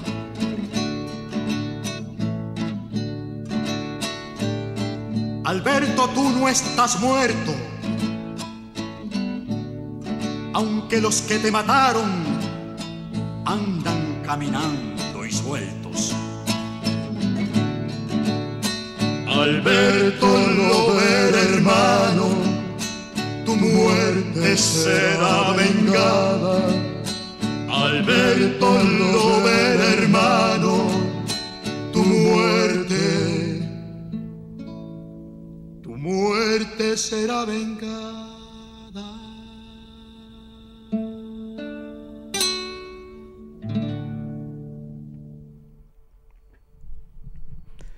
Bien, están ustedes en la 90.3 FM. 90.3 FM, este es su programa Raíces. Yo soy William Camacaro, quien les acompaña acá todos los domingos de 4:30 a 6:30. Y hoy estamos con ustedes compartiendo. Hay un día muy hermoso allá afuera, muy hermoso, y escuchamos primeramente, estábamos escuchando ahorita a Ali Primera con una pieza dedicada a Alberto Lovera. Alberto Lovera hermano se llama la melodía. Activista, luchador social venezolano que fue asesinado en los 60, en la época de la pseudo democracia, digamos así, venezolana. Y escuchábamos también a Moñón, una pieza de Roy Brown. Roy Brown, este cantautor, compositor puertorriqueño extraordinario que siempre lo compartimos. Esto es algo viejito ya de Roy Brown. Moñón es una pieza ya de algunos años, bastante viejita, podríamos decir. Y hoy pues estamos aquí compartiendo con todos ustedes. Hoy estamos perdidos en el tiempo. Estamos en marzo 10, exactamente, marzo 10. Estamos con ustedes, ya estamos en el tercer mes del año. Ya este mes está avanzando rápidamente. Y bueno, estamos aquí en el tercer mes del año. Bien, hay mucho que decir, mucho que hablar. Vamos a compartir algunas noticias con todos ustedes. Vamos a hablar un poco sobre el fallecimiento del presidente de Venezuela, el presidente Hugo Chávez, por algunos considerado más bien el asesinato. Y es que ya han surgido, han empezado a salir noticias de la manera en que murió el presidente Chávez. Y aparentemente se va a iniciar una investigación para determinar cuáles fueron realmente las causas y si realmente el presidente Chávez fue, de alguna manera, se le indujo la enfermedad que padecía. El presidente encargado, Nicolás Maduro, ante la Asamblea Nacional, comentó un asunto que no se había dicho antes, que el cáncer del presidente Chávez actuaba de manera irregular y que al presidente Chávez lo habían visto científicos de todas partes del mundo, y muchos de ellos habían concluido que el cáncer que tenía el presidente Chávez tenía algún asunto que era completamente inusual, digámoslo de esa manera. Y tenemos que recordar que cuando los congresistas republicanos estaban a cargo de la Comisión de Relaciones Internacionales del Congreso de los Estados Unidos, del Congreso de los Estados Unidos, republicanos y de Miami, especialmente de Florida, llegaron a ofrecer hasta más de $100 millones por quien llevara a cabo un proyecto a través del cual se asesinara al presidente Chávez. Así que no sería nada extraño y no sería la primera vez tampoco que estemos ante un hecho llevado a cabo por las agencias no digamos de seguridad porque ya no lo son, las agencias dedicadas al terrorismo que están aquí alojadas en Washington, D.C., ¿no?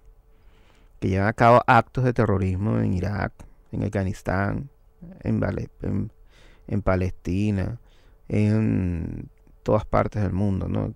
¿Cuál es? Un país que tiene más de 800 bases militares alrededor del planeta, pues definitivamente no es un país amigable, ¿no? No es un país amistoso, no es un país que quiere la paz. Es un país que hace la guerra como un modo de vida. Y los ciudadanos de este país viven de eso, de la guerra, de la muerte, de la sangre, del asesinato.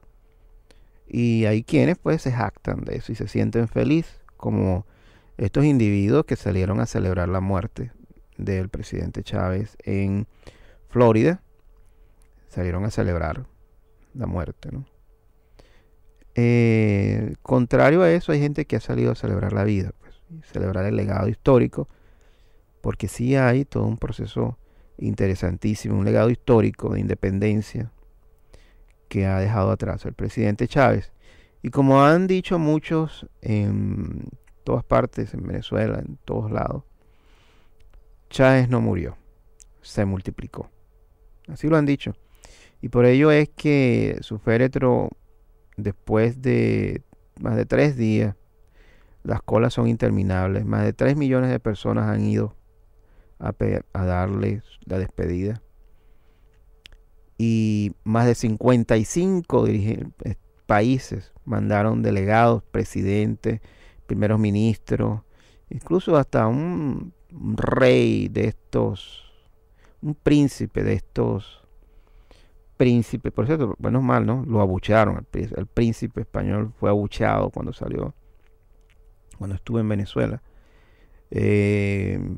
Pero 55 representantes de todas partes del mundo, 20 países de todas partes del mundo, de África, de los países árabes, de Asia, Latinoamérica, declararon Día Nacional de Duelo por la muerte del presidente Chávez.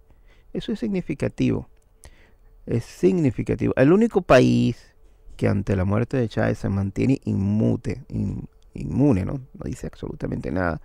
Lo único que ha dicho es un comunicado muy escueto, el que dio el señor Obama, donde decía que esperaba pues que la situación venezolana se diera en el marco constitucional y que, bueno, este país, bueno, esta mentira que nos tienen desde hace, diríamos que siglos ya, la mentira de que nosotros estamos aquí para defender la democracia y la igualdad y todo esto, ¿no? Que toda esta fantasía de la que ellos hablan, porque fue la democracia que fueron a defender a Libia, y por eso fue que lincharon a Gaddafi. Es la democracia que están defendiendo en Siria con mercenarios, asesinos, criminales entrenados y pagados por agencias de los Estados Unidos y Europa. Y es la democracia que fueron a implantar en Irak, en Afganistán. Esa misma democracia que han ido implantando en todas partes del mundo, que implantaron en Chile cuando asesinaron al presidente Salvador Allende y dejaron al demócrata por excelencia Pinochet, ¿no? 30 años el señor allí en el poder, asesinando democráticamente ciudadanos chilenos. Y así lo han hecho en todas partes del mundo, así que no es nada extraño que realmente lo que haya dicho el presidente encargado de Venezuela, Nicolás Maduro, sea verdad, ¿no? Que realmente haya sido un cáncer inducido el que causó la muerte del presidente Chávez. Bueno, esta semana también fue un día extraordinario porque el 8 de marzo fue el Día Internacional de la Mujer. Y vamos a colocar un clip de el mismo presidente Chávez acerca del Día Internacional de la Mujer. Pobres, las mujeres, también de las clases medias. Nosotros no excluimos a ningún sector, solo que los dolores son mayores no solo en la hembra, sino que son mayores en la hembra de las clases populares, de las clases pobres. Ahí el dolor es infinitamente mayor. Por eso alguien dijo que Cristo debería ser Crista. Crista en vez de Cristo. Porque si Cristo cargó una cruz, ¿cuántas cruces cargan las mujeres pobres de esta tierra? Todos los días, todas las noches. Cuánto dolor, pero al mismo tiempo, cuánto amor para dar. Cuánto amor para aportar. A la hora en que aparecen en el horizonte. A la hora, cuánto amor para aportarlo, para darlo, a la hora en que brotan del fondo de la tierra. Procesos como el proceso nuestro. Procesos como el de la revolución bolivariana, compañera, por favor, ¿verdad? Procesos como el de la revolución bolivariana. Cuánto que aportar. Y ahora, por eso les decía, me consta, en este difícil sendero que hemos venido transitando, trillando y abriendo, construyendo, cuánto aporte de las mujeres venezolanas. Desde hace décadas, pues. Bueno, ha sido desde siempre, solo que la historiografía es, como el mundo ha sido, machista. Yo por eso digo, un verdadero revolucionario, socialista, debe ser verdaderamente feminista. Feminista. Porque la liberación de los pueblos pasa por la liberación de la mujer, del dominio del machismo, y eso es una cosa cultural. Ustedes saben, en lo que han ustedes expresado, muchachas, digo muchachas porque todas son muy jóvenes, pero vaya qué sabiduría en las expresiones, todas esas propuestas para ir alimentando, continuar alimentando el proyecto nacional Simón Bolívar de liberación. La política de liberación que está en marcha, el proceso político de liberación. Lo más difícil es el hecho cultural. El machismo se ha impuesto en el mundo. Y por eso en la historia la mujer ha sido relegada, no en la historia, en la historiografía. Solo mujeres, fenomenales, por decirlo así, han logrado o lograron romper el esquema historiográfico machista. Mujeres extraordinarias como Manuela Sáenz, por ejemplo, que rompió a caballo y con lanza la cultura de su época y de nuestra época también. Pero así como ella, centenares, miles de mujeres que han aportado su vida, su sacrificio. Oye, qué doloroso aquello que escribe Manuela Sáenz. Años después de muerto Bolívar, ustedes saben, aquella expresión de Manuela, ay Simón, escribiéndole a él que ya se había marchado, ay Simón, ¿de qué sirvió tanto sacrificio? ¿De qué sirvió tanta lucha? ¿Para qué tanta sangre derramada en la independencia? Si aún ahí están nuestros indios extendiendo la mano y abriéndola, pidiendo limosna por las calles. Era ella una verdadera revolucionaria, Manuela Sáenz, prototipo de las mujeres luchadoras de nuestra América, como Josefa Joaquina Sánchez y cuantas otras, de ayer, de hoy y de siempre. Ahora, el papel de la mujer, el papel de la mujer. El papel de la mujer, como lo dicen ustedes, en sus documentos, en sus expresiones, en sus aportes. La mujer, el capitalismo ha tratado siempre de reducir a la mujer, a un fetiche, a un símbolo sexual, a un objeto, etcétera.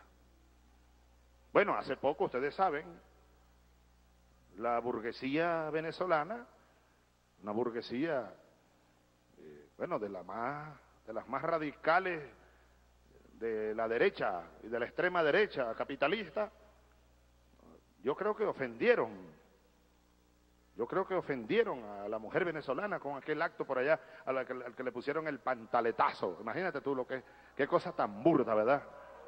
Qué cosa tan burda, el pantaletazo. Bueno, aquí estamos nosotros haciendo el patriazo. El patriazo. Pero eso que ellos hacen y eso que ellos dicen, y además lo hacen como una gracia, ¿no? Ellos creen que se la están comiendo. Pero eso refleja exactamente lo que ellos son. Refleja su esencia machista, excluyente. Pero igual son excluyentes con los afrodescendientes, no solo con las mujeres, los afrodescendientes o las personas con discapacidad, con los pobres en forma general, claro. Pero es verdaderamente, yo digo aleccionador, además, lo que dice y hace la burguesía en tiempos de elecciones, como ese evento y muchas otras cosas que andan haciendo y diciendo todos los días en un desespero frenético, diciendo además que van a ganar las elecciones del 7 de octubre. Miren, el 7 de octubre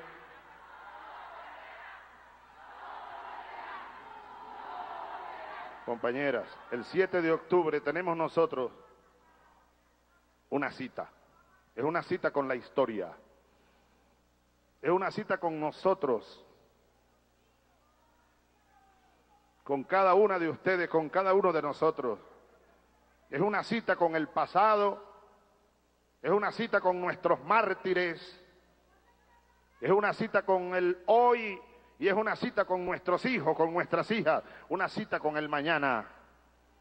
Nosotros estamos obligados a, no solo a ganar, no se trata de ganar nada más. En verdad, he venido utilizando unas expresiones en los últimos días. Necesitamos, hoy es 12 de septiembre, ¿verdad? 12. De aquí hasta el 30 de septiembre... el 6 de octubre, 7 de octubre, día de Nuestra Señora del Rosario, por cierto, patrona de mi pueblo, de Sabaneta, de Barinas y de muchos otros pueblos. Pero he estado hablando de la campaña perfecta. Y eso es de ya, hoy, mañana. La campaña perfecta, el despliegue, la ofensiva perfecta, la necesitamos hoy, ahora mismo, a las 8:25 de esta noche del 12 de septiembre. Y mañana, y a cada segundo, y a cada minuto, y a cada hora de todos estos días de septiembre y los primeros días de octubre. Y el 7 de octubre, desde que amanezca, o antes más bien de que amanezca,